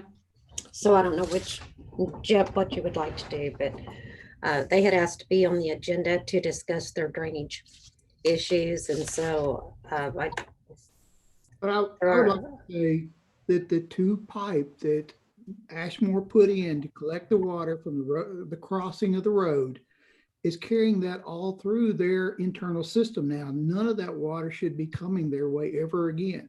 That issue should be totally null at this point. Ginger, when is the video from? So the video that we sent was from, let's see, believe April or May of 2018. Our concerns are is the back there where the detention basin, the outflow structure, it is still stubbed out north and south. So that does not give us very good hopes that our drainage issues are going to be fixed by Ashmore development. I mean, I'm just being honest here. Well, it's not Ashmore's, it's not their doing, and they're not going to be the ones to fix it. But what we're trying to say is the issue with the north ditch, and Rick, I understand what you're saying with the two pipes taking on the water, and that the amount of water that is running through the north ditch is not going to be at the level and the velocity that it was. But the concern is that if there's any water continuing to run through that, the erosion that has already occurred, the water is not flowing correctly. There's sod that has been drifted off. Like, the water is not even going to flow appropriately. No, I have once to you maintain start building. that with a weed eater. I can't even mow it anymore. And I understand that, and it does need to be fixed, and it does have to be fixed. And but the water that you're seeing, should see from this point on, even if they leave that 15-foot draining into your backyard, is less than what you're draining into that same swell. And it should be less than 0.05 of something what it was before, because you're not going to get hardly any water compared to what you did before. The pipe to the north that you were referring to has been plugged and it's filled. You need to check that. The only one that's left open is the one coming from the ditch from behind your house. And it was the controversy over somewhat of the contract between two of the property owners there, who should fill that and fix it. Because once we approved that subdivision, there was a row of trees that was taken out. That ditch was modified. When they took out the trees and everything along that very east end of that, the velocity of the water increased because they took out the green that was slowing it down, and they created a faster flow that was coming to you. That was done without the city's knowledge or the city's approval. Everything that was done without the city's knowledge and approval. If I look back at the aerials of your property and everyone else's, the fences was over that swell. It was a small swell. but that was modified after the city had knowledge of it and approval of it, Cody. And so we've got to figure out how to make that right and who's got to do it. Right. And so I think that's where we're coming from in trying to figure out, you know, how do we rectify the issues that are currently going on and also allow, you know, obviously Ashmore to continue developing. You know, it's really hard because just as someone stated earlier, it's really hard to, you know, grade individual lots and, you know, keep kind of what they're going to be giving you is less than 1% of what you had before. And Yeah. Joey can remember that because Joey designed the church on the other property. He knows the water that came through there, and he had to deal with it before himself on the design of that. Ashmore has been your savior on this. Everything that they've done is taken your flooding from 100% down to 0.05 or some small number to what it was before. Right. And you have to understand, we've asked a lot of questions, especially of our developer, and the things that we have been told have been come to light that they've never had a conversation. And these partnerships that they supposedly had between our developer and Ashmore have never actually taken place. That's why we're asking these things now in an open forum with the developer. Yeah.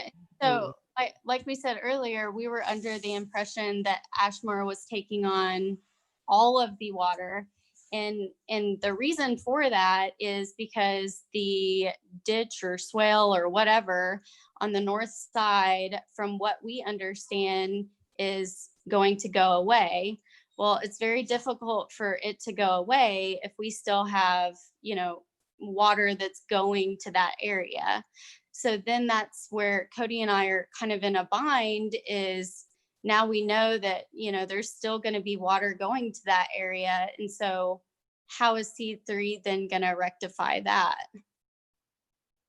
Jason, can you tell me how long is it from the front of your subdivision to the back? How long are you going to be draining into that? Because if you're talking 15 foot and we're talking 1 inch of rain over 1 acre is 17,500 gallons, it's easy to figure out how much water is going to be coming through there. And I really can't see it being a whole lot. I mean, it would be easy numbers to put together. I mean, Rick, that's a quarter mile minus the detention pond and the right of way. So you're talking, 150 for the pond and 30 feet for the right of way out front. So 180 feet off of 1326. Okay.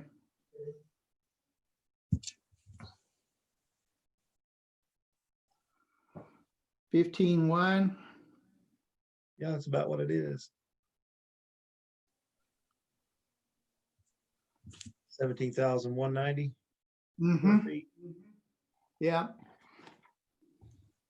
And I'd like to add, I mean, we're bonding for the grading on these lots, but you know, if it's a matter of getting this approved or not, you know, we'll come in there, we'll bond for it. We won't build on these lots and we'll come in there and build this, but we had to get the planning commission's approval of the grading plan before we can put this revised one in place. So, I mean, hence the reason why another reason why we want to bond for it. But, you know, if the city is not comfortable with doing house by house, then let's come in there and let's grade all these lots at once, but allow us the opportunity to bond for it.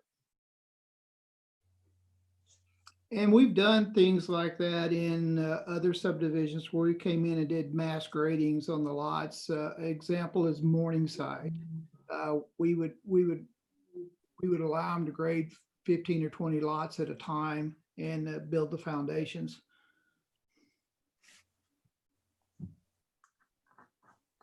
Cody and Ginger, anything else? No, I've asked my questions. You know, I just want to put it on record that, you know, when this is finalized, you know, I would like to have somebody come out from Ashmore to look at the back property lines where the detention basin, you know, sides are, to make sure that we're all good to go.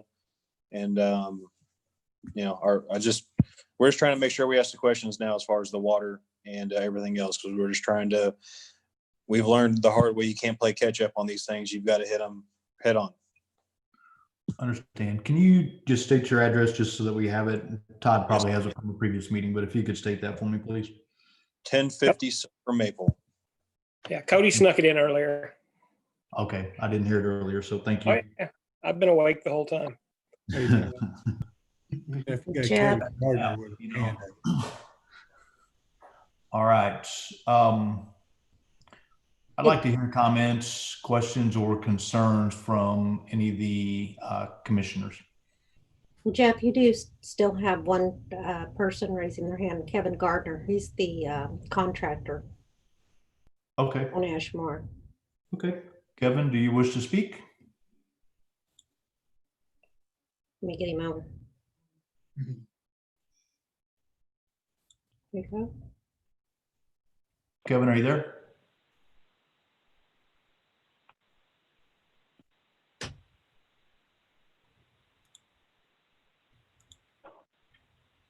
Kevin, we can't hear you. Kevin, are you still muted?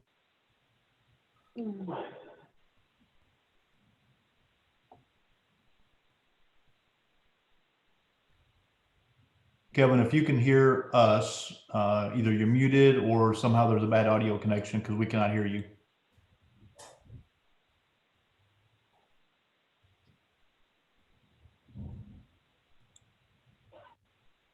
All right, I'm gonna let you guys try to make contact with him, and I'm going to go ahead and recognize any of the commissioners that would have any questions, comments, or thoughts in regards to this subdivision.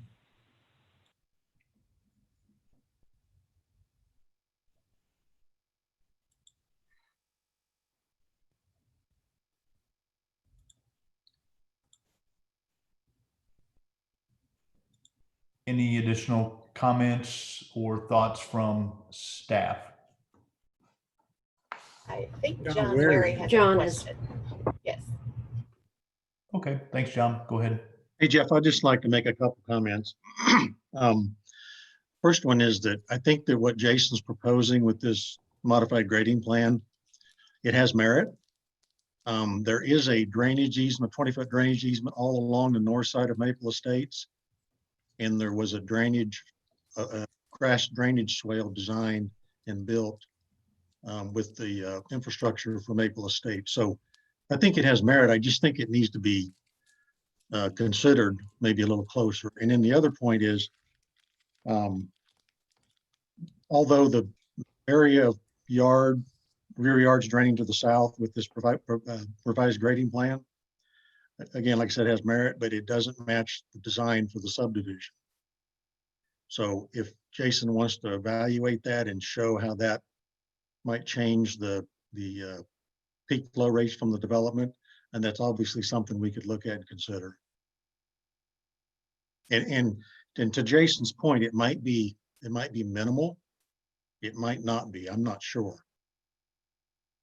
But I think that if we're going to consider a revised grading plan, then we should have the drainage report match it, is all I'm trying to say. I agree. It figures out to be 4/10 of an acre, John, is what he's talking about. Right. But John, you haven't had a chance to review the drainage report, the final drainage report before these revisions, is that correct?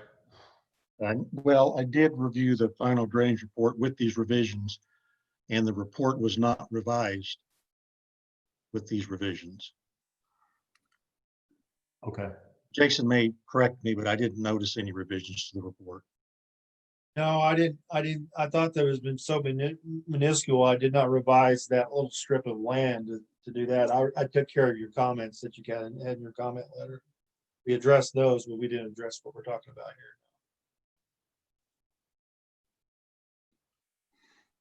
So Jason, how quickly could you have that back to John and the staff? I could do it in the morning. It's not that big of a calc. Okay. Jeff, And can then- I make another comment? Yes, sir. This is with regards to the detention basin. So I think that one of the waivers is to for the side slope on the detention basin. And Jason, I was a little bit unclear. One of the comments I made was that if the detention basin has been revised, So all of the side slopes are now 3-to-1. Then we need to make sure that that didn't affect the volume of the pond. So if, Well, I would respond in that if it was steep and you flatten it out, that's gonna give you more volume. well, if it's steep and you flatten it out by pulling the bottom in, it wouldn't give you more volume. It'd give you less volume. Flatten it out, or if you flatten it out by pulling the top out, you're correct. I don't believe that's what they did. I believe they messed No, with the top of it. I mean, Kevin can chime in on that, but he's not able to come in on the phone here.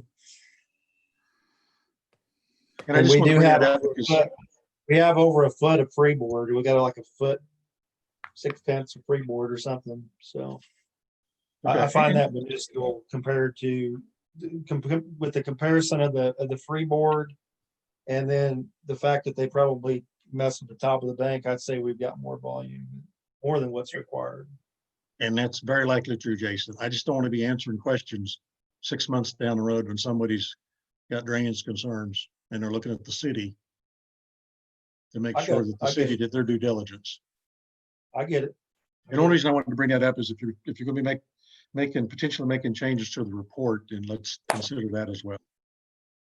Okay, fair enough. And And, Kevin is available now.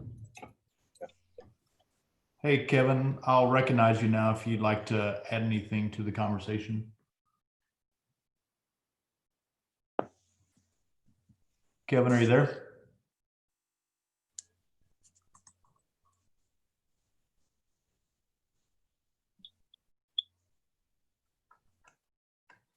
Kevin?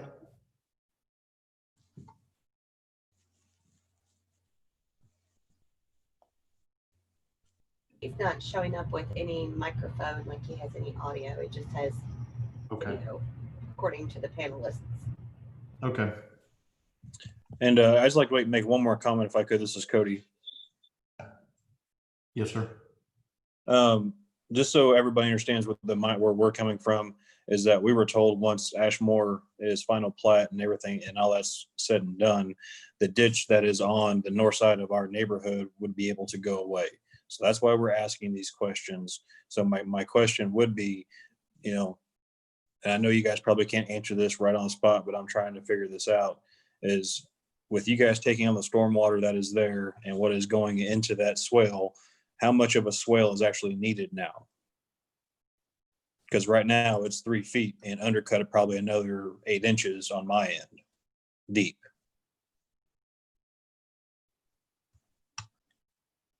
And so that's why I'm asking the questions that I am, because I've been told that once Ashmore is final platted, if that's the correct final plat is approved, then that ditch would no longer be needed. So that's why we're asking the questions. Rick, is that you or? Hey, Jeff, I wanted to ask, if I may, ask Cody, who told them that the ditch could go away when Ashmore was finished? The developer, and it was also stated in a planning commission meeting. The developer of Maple Estates or of Ashmore? I believe it was Rick. No, which developer was it? Maple Estates. Okay, thank you. And so I'm just trying to make sure that what expectations we can have going forth with this and what we need to do to get our yard back to the way it was sold to us.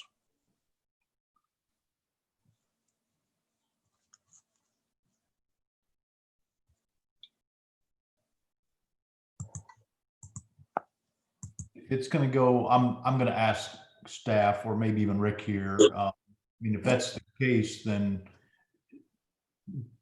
would the residents have to go back to the Maple Estates developer? Is that what it was stated as? My understanding from the developer at one time was he made a contract with part of these people that he would restore their yards, move the fences back, and sod them. And so to me, he's taken on that responsibility, not the city.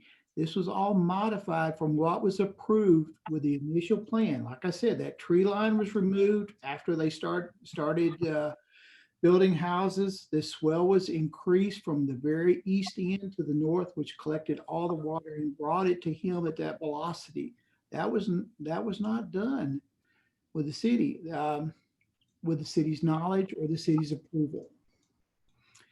I understand what they went through because I saw the water coming through two of the houses on the east end of the property, but that was the flow of water that had always been there that they didn't account for in their design. And I think John can attest to the fact that we kept telling this engineer that we didn't think he was accounting for all this flow of water, but he argued the fact that he did. And once the subdivision was approved, there was modifications made without our knowledge, without our approval. And there was agreements made with these people that it would be restored. So I think it's the developer's responsibility to restore it. This is Lorraine, and I've been kind of working with the mayor and Brian, and I am trying to work on putting together a timeline and what happened, because there's different thoughts on when this ditch increased in size. Did it increase due to the water flow, or did C3 come in and make it wider? What actually happened? At first we thought C3 had come in, then and Ginger, make sure that I'm saying this right, that the water flow, and from a video that she sent, you can see the water flow and how much it's cutting through there, that they asked for their fence to be moved forward. And that ditch has it has been cut through with water. So Correct, but that ditch was constructed 20 feet wide, 3 foot deep. That's how it was constructed. And then it was under more by the water flow. And so our fences were approved to stretch over that ditch. And for safety issues, we had to move our fence in. Okay. And see, that's something that I wanted to go through and verify. How deep was that ditch? If it was 3 feet, and I think that is what it was, 2 or 3 feet deep. And how wide, and then what, and also look at what is going to be needed since Ashmore has taken on so much of the water. So we are looking at that and what options we have and who's responsible, and trying to see what it is that we can work out with the other developer, so, but it's just kind of complicated with who's actually responsible. But we are working on that part. And that's why I hate to be difficult, but that's why we're just trying to ask our questions now. Yeah, I mean, we don't want to see Ashmore, No. not get final platted. Like, we want them to move forward. But at the same time, through this process, we're leery because of everything that we've been through. So, and that's why I said the statements that I did, as far as what we have been told is once Ashmore receives final plat, is that ditch can go away. That's what we've been told. I know that you have been told that, but I've also tried to step in and caution you that we don't know until we have an analysis on what can be actually removed. And that's where we're coming from. Until we really have an analysis done, I don't know that anyone knows what that ditch can be and can't. How much can it really fill in? How much water will it actually be carrying? Right. And it sounds like the developer of Ashmore has those numbers pretty handy, though. I would say so. Yes. Yes, we're going to work on something in that effect, I believe. We're working on something. Yes, sir. And I appreciate that. All right, I'm going to move us forward on Ashmore, Cody and Ginger, especially if we're going to discuss you guys a little bit later as well. So I'm going to go ahead and move us forward on Ashmore, keeping in mind, just as a reminder to the staff, that there were a few outstanding things in the fact of some drainage analysis that needs to be verified, including some minor changes. The detention basin with 3-to-1 slopes, if you will. And so with that, I would open it up one more time for anyone from the commission that has any questions or comments.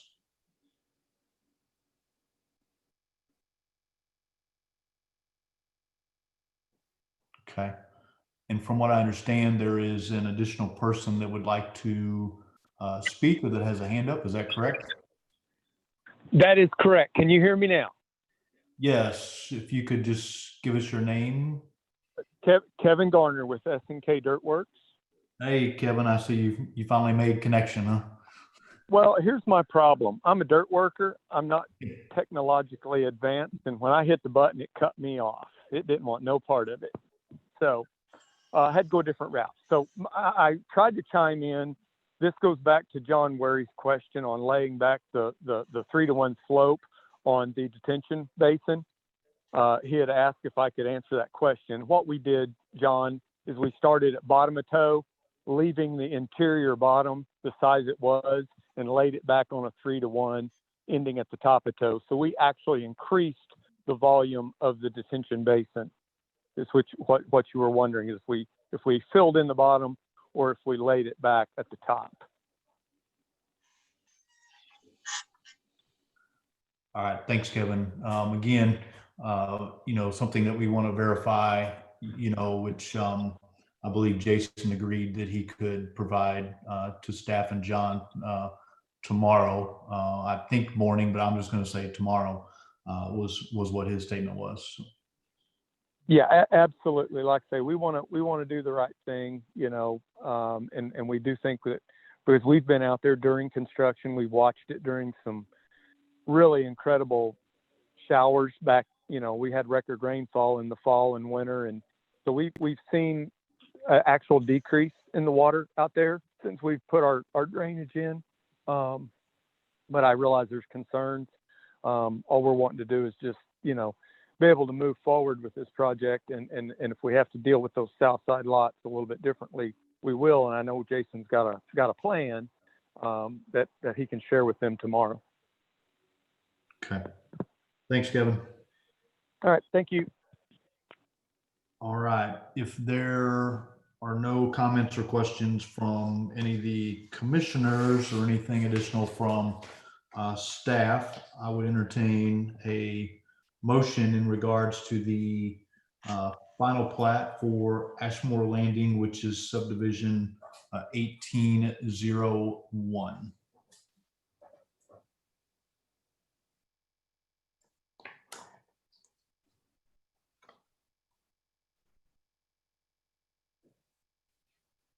Can I interject, please?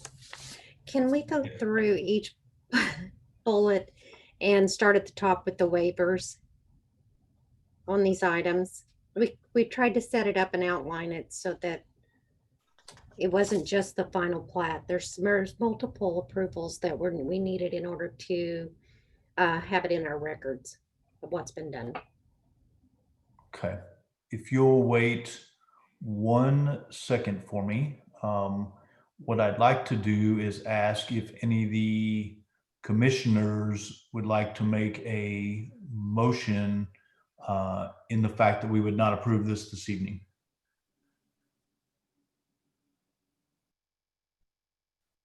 Like we have a lot of stuff hanging out. I don't want to stall them dead in the water, but I think we need some additional calculations here, and there seems to be a lot of stuff hanging out. Is that a motion? Well, I'm just talking. Happy to hear other people's input. I agree. I'm not sure that I would feel confident, obviously, or I would have already done it, to make a motion on any of this one way or the other, just because I don't know that I fully am grasping what all we would be impacting if we did that right now, just because there's so much left open. This is Jerry. I don't see how we can approve it with all these outstanding issues. This is John. So Jeff, are there other options other than approve, denial, or table until some of the questions have been answered or some of the ongoing issues have been resolved? We could put it back on staff and John, the engineer, and possibly even Rick from a review perspective. So that is one of our options as well, would be to approve, understanding that everything would have to be done before the council meeting. Keep in mind that we added the opportunity for us to meet every 2 weeks or so, give or take a few, so that we have the opportunity to, review these without a month-long delay. So a couple of different options there would be, we would see it on our next meeting, if we do not pass it or approve tonight, or, we could rely on staff to, verify and approve, the calculations, that would be, provided to John and staff in the morning. Those are really our two options, I guess. If we put it back on staff, we'd have to go through these waivers, correct? Correct. And even if we put it back on staff, I don't think that some of the waivers go away. Unless we, really the biggest thing that would go back on, really, I say staff and John, would be the drainage, and the approval of it, especially with the minor changes, in that southern portion, if you will. So that's the biggest thing, Joey, in regards to that. The other waivers, I don't think necessarily, the 3-to-1 slope on the detention and yeah, those don't go away. Yeah, they don't go away. I mean, they're there, and even if we, whether we approve or we decline those tonight, those waivers are not going to go. So it really just boils down, in my opinion, it boils down to the drainage study and report.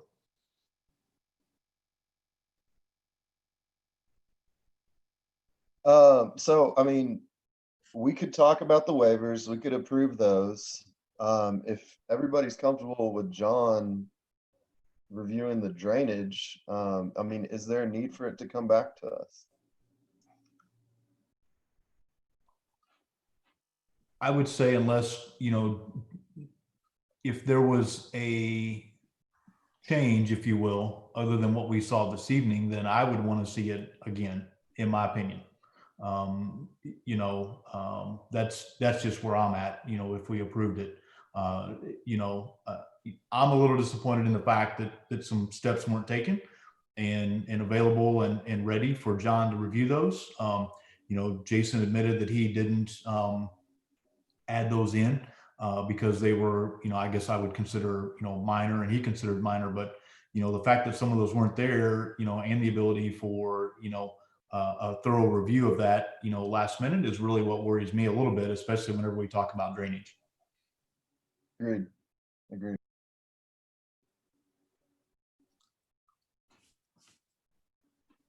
I do think one kind of a holdup that we have had regarding the grading and the drainage is knowing whether you would accept a performance bond for that grading also, and for the installing the yard drains. So that's one thing that we would need to know. I mean, here's the thing on the yard drains is they need to get installed, they need to get shot, and they need to be modeled to know that they function. I don't know, taking a bond is the best idea on that. If I can chime in, I know you've closed, but the change order's already been approved, the design's already done. It's just we're bonding for that because they had to, it was a specialty item to order. They would have had it installed, but the holdup is they had to order the 15-inch beehive grate. It'll be here this week and then they'll get it installed. So are you gonna go out and as-built it after it's installed and rerun your drainage report? If that's what it takes, we can do that. I would think that's what it takes. Mhm.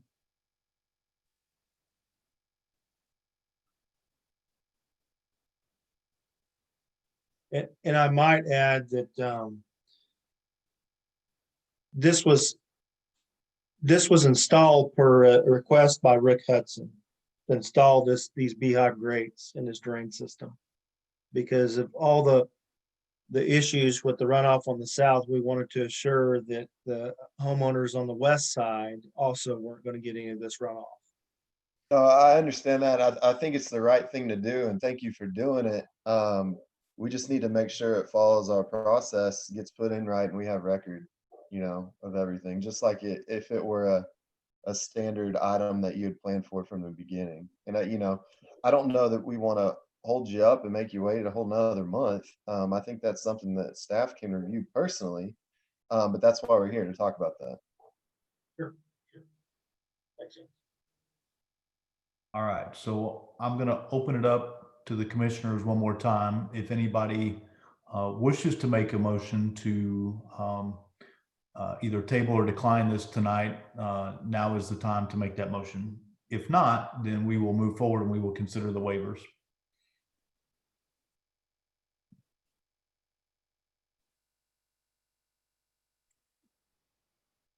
Okay, can we move forward to the waiver page then, Lorraine?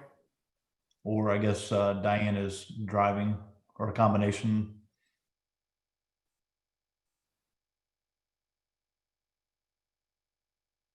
Give me just a second, I'll get there.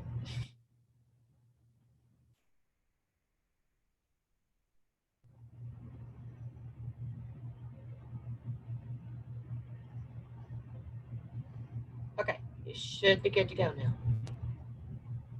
Y'all see it? Yes. Okay, so the first waiver is from a 4-to-1 slope. If I understand correctly, everything is going to be 3-to-1. There is a section that is about 2-to-1. That might be a little big.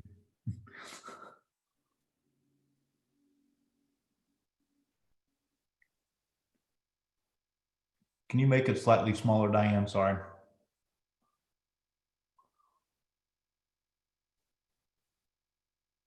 Thank you. So Jason, are there really some 2-to-1, or did everything make it to 3-to-1?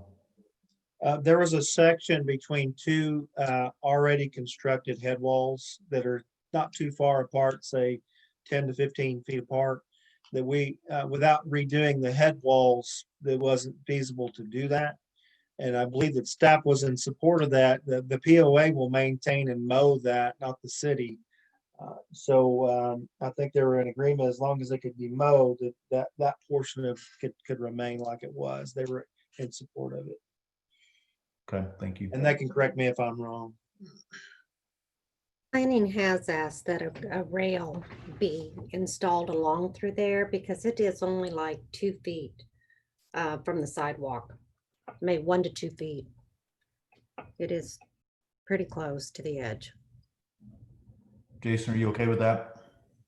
Well, I'd have to speak with the developer. It's his money, but I would say yes, he wants to get this done. But I would have to consult with him to give you a final on that. It's not my money. Okay.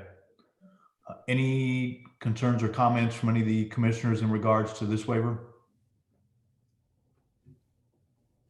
I think the 3-to-1's standard, 4-to-1's in our code. 3-to-1, we grant a lot. It's the 2-to-1 issue, and I think the compromise there is that handrail, just for safety. Okay.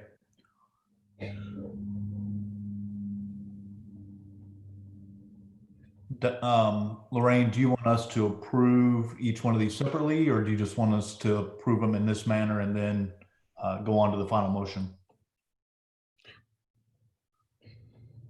Well, I hate to have you do each one separately, but if you could do like the detention waiver the detention pond waiver, you could do all of it in one motion.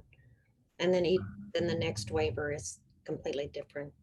Okay, so thank you for that. With that, I would entertain a motion to approve the waiver request for the 4-to-1 slope. That does include a section with a 2-to-1 with the request for a handrail in regards to that. Jeff, included in that detention pond waiver was the 10-foot buffer. Do we want to include that? Or Yes. did I mishear, Lorraine? No, that would be in there. I kind of skipped over that. Okay, I'll make a motion to approve the detention pond waivers, 3-to-1 side slope, and then the 10-foot buffer area. It's John, a second. We have a motion and we have a second. Are any of the commissioners opposed? All right, thank you. Can we move on to the next then?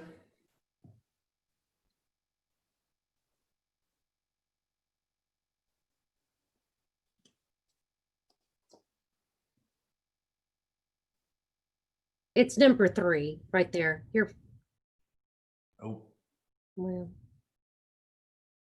The curb inlets D2 and D3. That's the third one. okay. Looking at the agenda and not my screen. Okay. Anybody have any concerns about the curb inlets?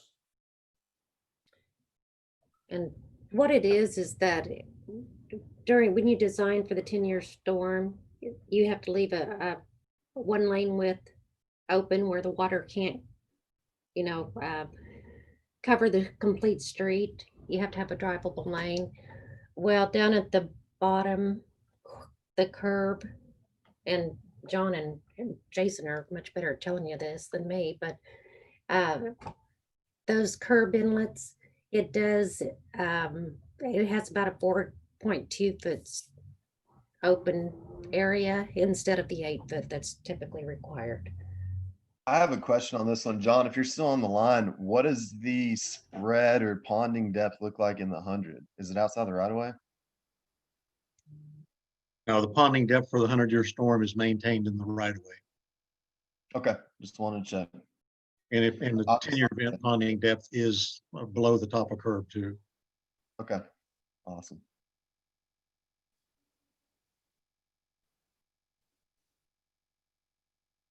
All right, so if I heard you correctly though, Lorraine, you said we could approve this one. You wanted this one separately, sorry. So if there's no other comments or questions, that I would entertain a motion for the waiver, which is number 3 on our sheet, which is the curb inlets D2 and D3.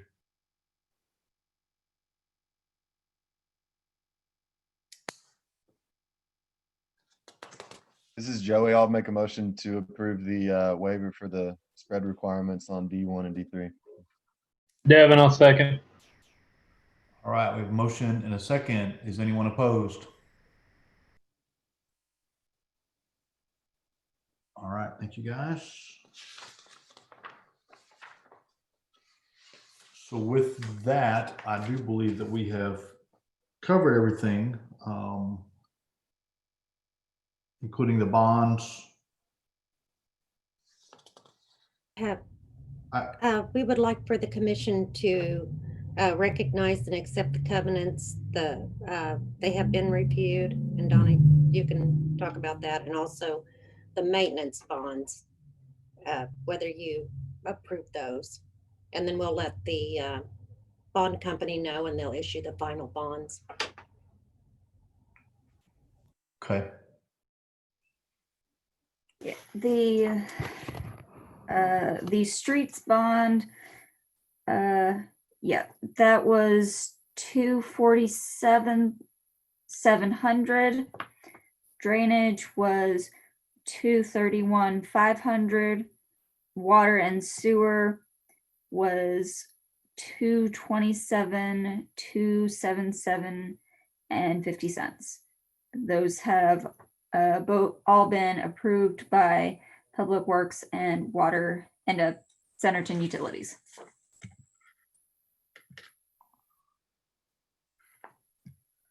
All right. With that, if there's not any other comments or questions, then I would entertain a motion for subdivision 1801 Ashmore Landing, and this is the final plat.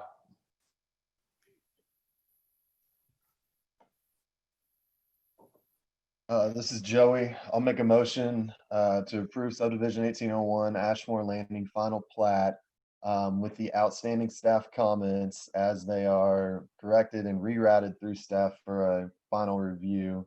As part of that approval, also acknowledge that the covenants and the maintenance bonds were presented tonight and approved. John, a second. All right, we have a motion and we have a second. Is anyone opposed? All right, thank you, everyone. All right, now we're on to other business and. Can I Oh, back up? yes. Okay, so on the performance bonds, is the planning commission going to require performance bonds to be in place until we get the record drawings, installing the yard drains and the grading of the lots? Or do they have to have all of this complete? That was, Lorene, what we talked about on the yard drains was actually getting them installed, getting them shot and modeled. That's what Jason and I were just talking about. okay, and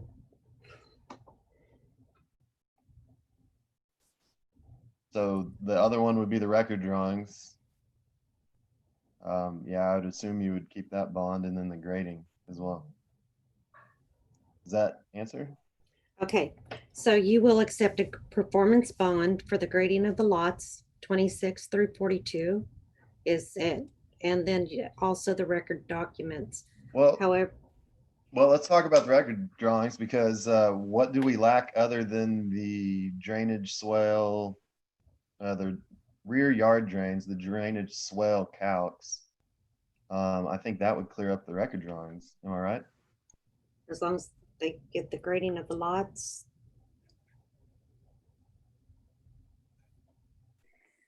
We're still reviewing the record drawings. They've not been approved yet. Okay.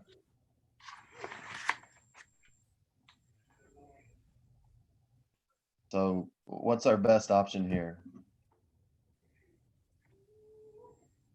Well, I know that I would like something, I usually like at least 5,000 for the record documents. Making sure that we have those and that we will get the approved documents. A lot of times there's like little things to finish up and, you know, you can get something approved by the council and recorded if you have a bond, but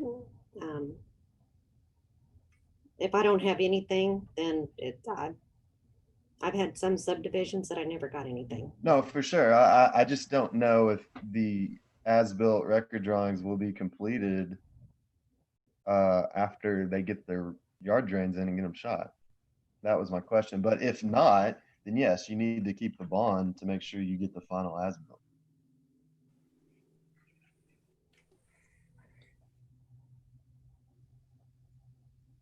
So I guess what I'm saying is if they don't have it all completed by the time they want to take it to council, then yeah, you need a bond. Lorraine, are you asking for the commission to approve these completion bond amounts? Well, I'm at least asking for the record documents on the grading and the yard drains. I guess it's up to John and Rick if they want bonds to make sure that they get it done. But unless they are saying that all of this will be done, that all the work will be performed prior to Tuesday, next Tuesday. Is that what everyone's saying, that the work will be done prior to Tuesday? So Lorraine, Jason's still in the attendee. Can we get him back talking?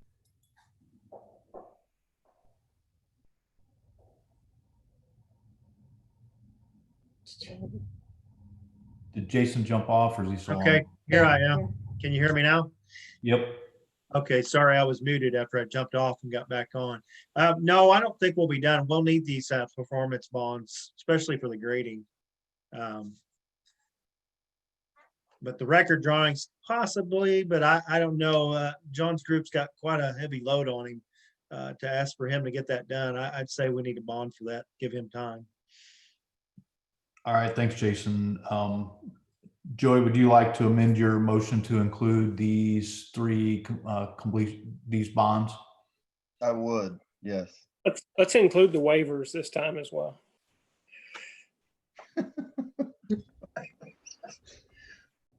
Do you want me to just state it all over again? Let's do it. All right. This is Joey. I'll make a motion for, let me get to it, subdivision 1801 Ashmore Landing to approve the detention pond waivers for the 3-to-1 sides, the waiver of the 10-foot buffer area, and the waiver of the spread requirements between inlet D1 and D3. This approval is contingent upon outstanding staff comments and working with staff to get those handled. The bond amounts that we have identified and I would like to approve are $13,800 for the grading on lots 26 through 41, $2,900 for the rear yard drain and swale, and $5,000 for the record drawings. This is John. I'll second again everything Joey just said. Thank you. Thank you. All right, we have a motion and a second as a revision. Is there anyone that's opposed? All right, thank you. From what I understand, Ginger has her hand back up. Is that correct?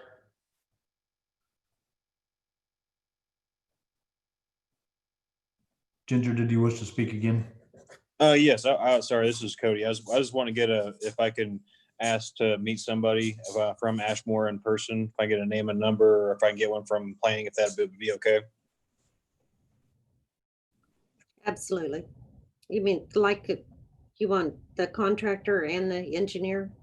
Yeah, like somebody who's familiar with it, if they're going to be out here, just so I can talk to him about our concerns with the the drainage and make sure that we're both seeing things, and he can walk me through what he's talking about with the drainage, so I just get a better understanding in person, because I don't know these numbers off the top of my head. Okay. Yes, I will send you Jason's information. And if Jason's still on, would that be Jason okay? Michael. Yeah, I'm still on here. Just get with me. Lorraine, Okay. you got it. So, yeah. Thank you, sir. You bet. All right, thanks, everybody. Now we're going to move on to other business. Lorraine, you'll have to keep me in line here because what you sent me didn't print out correctly. So I'm going to try to follow this. It looks like under other business, A is temporary mobile vendor for special. Yes. Okay, we've had a situation come up, and we've kind of had it before where like the banks will have in a cooker or something and set up an area to have, community appreciation day. And we make, the fire department make sure it's safe. But we do have a request for someone to have a mobile vendor and have it for a grand opening. And it would be, I think he has a total of 4 or 5 days. And they're not all consecutive. It's like a Friday and Saturday, and then the next weekend like that. So I did talk with staff and asked how comfortable they felt at doing administrative approval on these type of temporary uses, because they come up pretty quick where it's hard to get them in front of y'all. And also it costs like $150 to have a little celebration. So is this something that the commission would consider allowing staff to have administrative approval if it is something that we feel is bigger than the normal request? Then we would bring it to you. Absolutely. Yes. You sure you don't want all of them? I mean, what other stuff do you want some administrative approval right on? Well, we'll get to that one of these days. Just thinking I how guess. much trouble I would have been in and all the barbecues that I did throughout my corporate career that I didn't get permission for. Holy cow. I know. I hope So the statute of limitations are up on those. You just You can have the administrative approval on that. Yes, Lorraine. Okay, I just want it on the record so we don't get in any trouble here. Okay. All right. Then Maple Estates Phase 1A drainage ditch. Is there anything additional that we want to discuss? Oh, they're still on here in case they have any questions or anything on that. I know there's been some things we've addressed with planning, so. Okay, and this might be something that I'd like to maybe move to the next meeting and add into the other drainage issues that we are coming across, and as far as like that final grading of the lots and how to propose that we handle some of this. There are some things that I do have the letters that Ginger has written, the complaints, and there is the video in the Dropbox for this meeting that you can review. And I can also put them in the next meeting. But I wanted to try to get more information together. I'd like to get some pictures so that you can see what what is going on behind there until you really see it. It's a little hard to picture it. And then also, hopefully something in the next 2 weeks, we can have a little further resolution on how the city is going to either work with the developer or handle this. Yeah, I would be in favor definitely of having something in the future. And the way that I'm thinking about it is, I'll call it a learning session, if you will. And the other subdivision that's my favorite that you could probably go find some examples as well. So absolutely. I mean, I want to use it as a learning session. And, I think about, back last fall, whenever we had the conversation around the plaza above the pond, and we talked about, the entrance and the exit and the way to move to Wendy's and some other stuff. I mean, the good thing was we had a conversation about what we were, seeing and feeling and understanding from, other parts of, the town. And I think at that point was when maybe Popeyes or Taco Bell or one of those had opened up, and we all had experienced, kind of a mess there. And so, we used that as a learning experience to talk through, with the plaza. So, absolutely, if you want to put it as I'll call it a learning session, let's do that. And I think it'll be beneficial for, we've got some new commissioners that, they're just now hearing what's all this crazy drainage stuff. And then, a couple of us have lived it for a while. So, I would certainly entertain to, have that in the future sessions. Yes. Hey, Jeff. Oh. Yes, sir. Okay. I just wanted to add, I did invite Kirby with C3 to this meeting. Apparently he's not here, but I wanted him to hear this discussion too, because I think that we all need to get our heads together and come to a resolution on this issue. But that's all I wanted to add. And it may take a special meeting or something too. We do have the drainage manual that we wanted to go through and recommend some changes. One of those is like if they do have an open swell, there'd only be 6 inches deep and a 6-to-1 slope, so that it's a very gentle slope, not, just a big open channel in their backyard. Okay.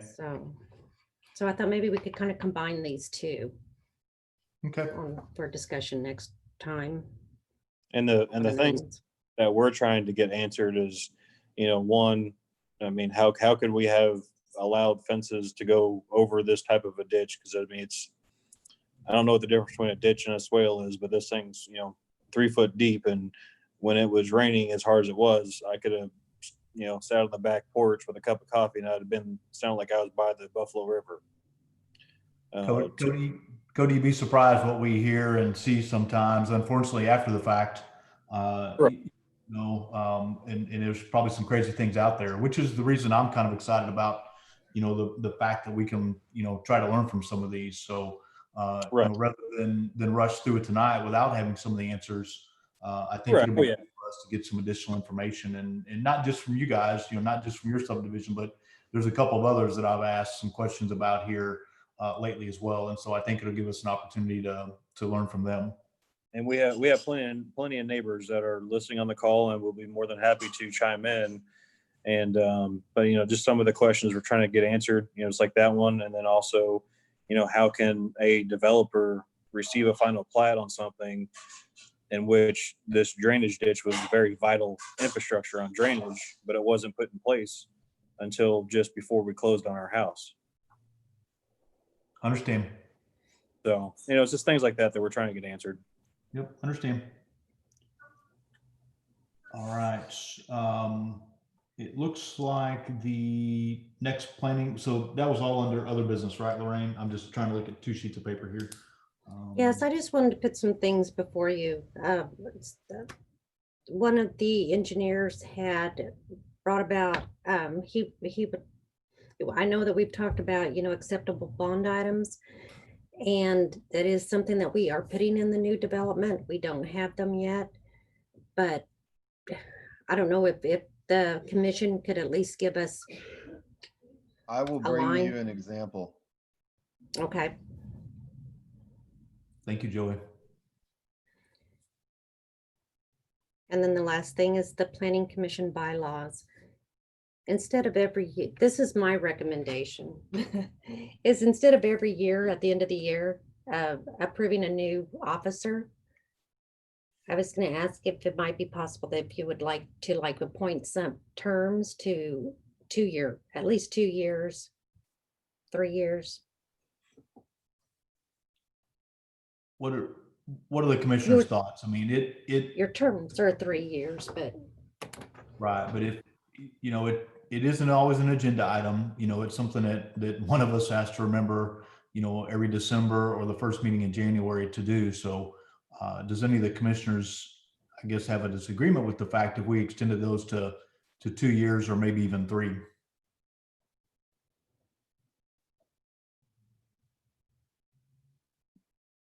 Okay, so I'm seeing Joey say he's okay.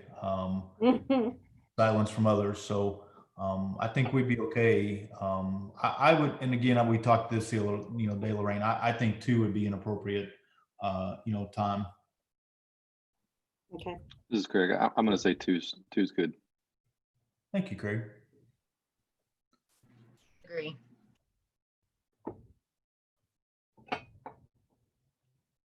okay, we can present some draft bylaws Okay. to you at the next meeting. Thank you. And if you all see anything else in the bylaws that you would like to discuss or needs changed, let us know. So, because while we are amending them, it's good to get it all done at once. Is there a copy in the Dropbox, or do we need to get in?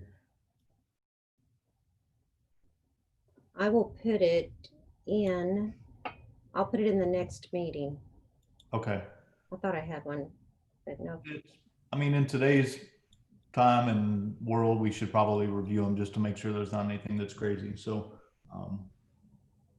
that'll be good. The next planning commission meeting is 8/18 at 6. It'll be virtual again. If you know, if you cannot make it, please let us know ahead of time, but plan on that. There is, oh, it went away here, but the letter that the mayor shared, which he did send to the planning commission. So the comprehensive plan public hearing with the council is on 10/27/2020 at 6, and it was posted on the website and will be included in the mailings for the water bill. And that letter contained a little bit more explanation, you know, including the fact it was a public notice. And then, you know, we will see it from there. So just a note for the commissioners. And it is still in the 8-4 Dropbox, the public notice. Okay. It's just not in the packet online, I don't believe, but it is posted on the website. Okay. Anything else from staff? That's all I have. All right. Anything else from any of the commissioners? All right. Thank you. With that, I would entertain a motion to adjourn. This is Jerry, make a motion to adjourn. Devin, second. All right. We got a motion and a second. Is anyone opposed? Thank you all. All right. Thanks, everybody. Guys.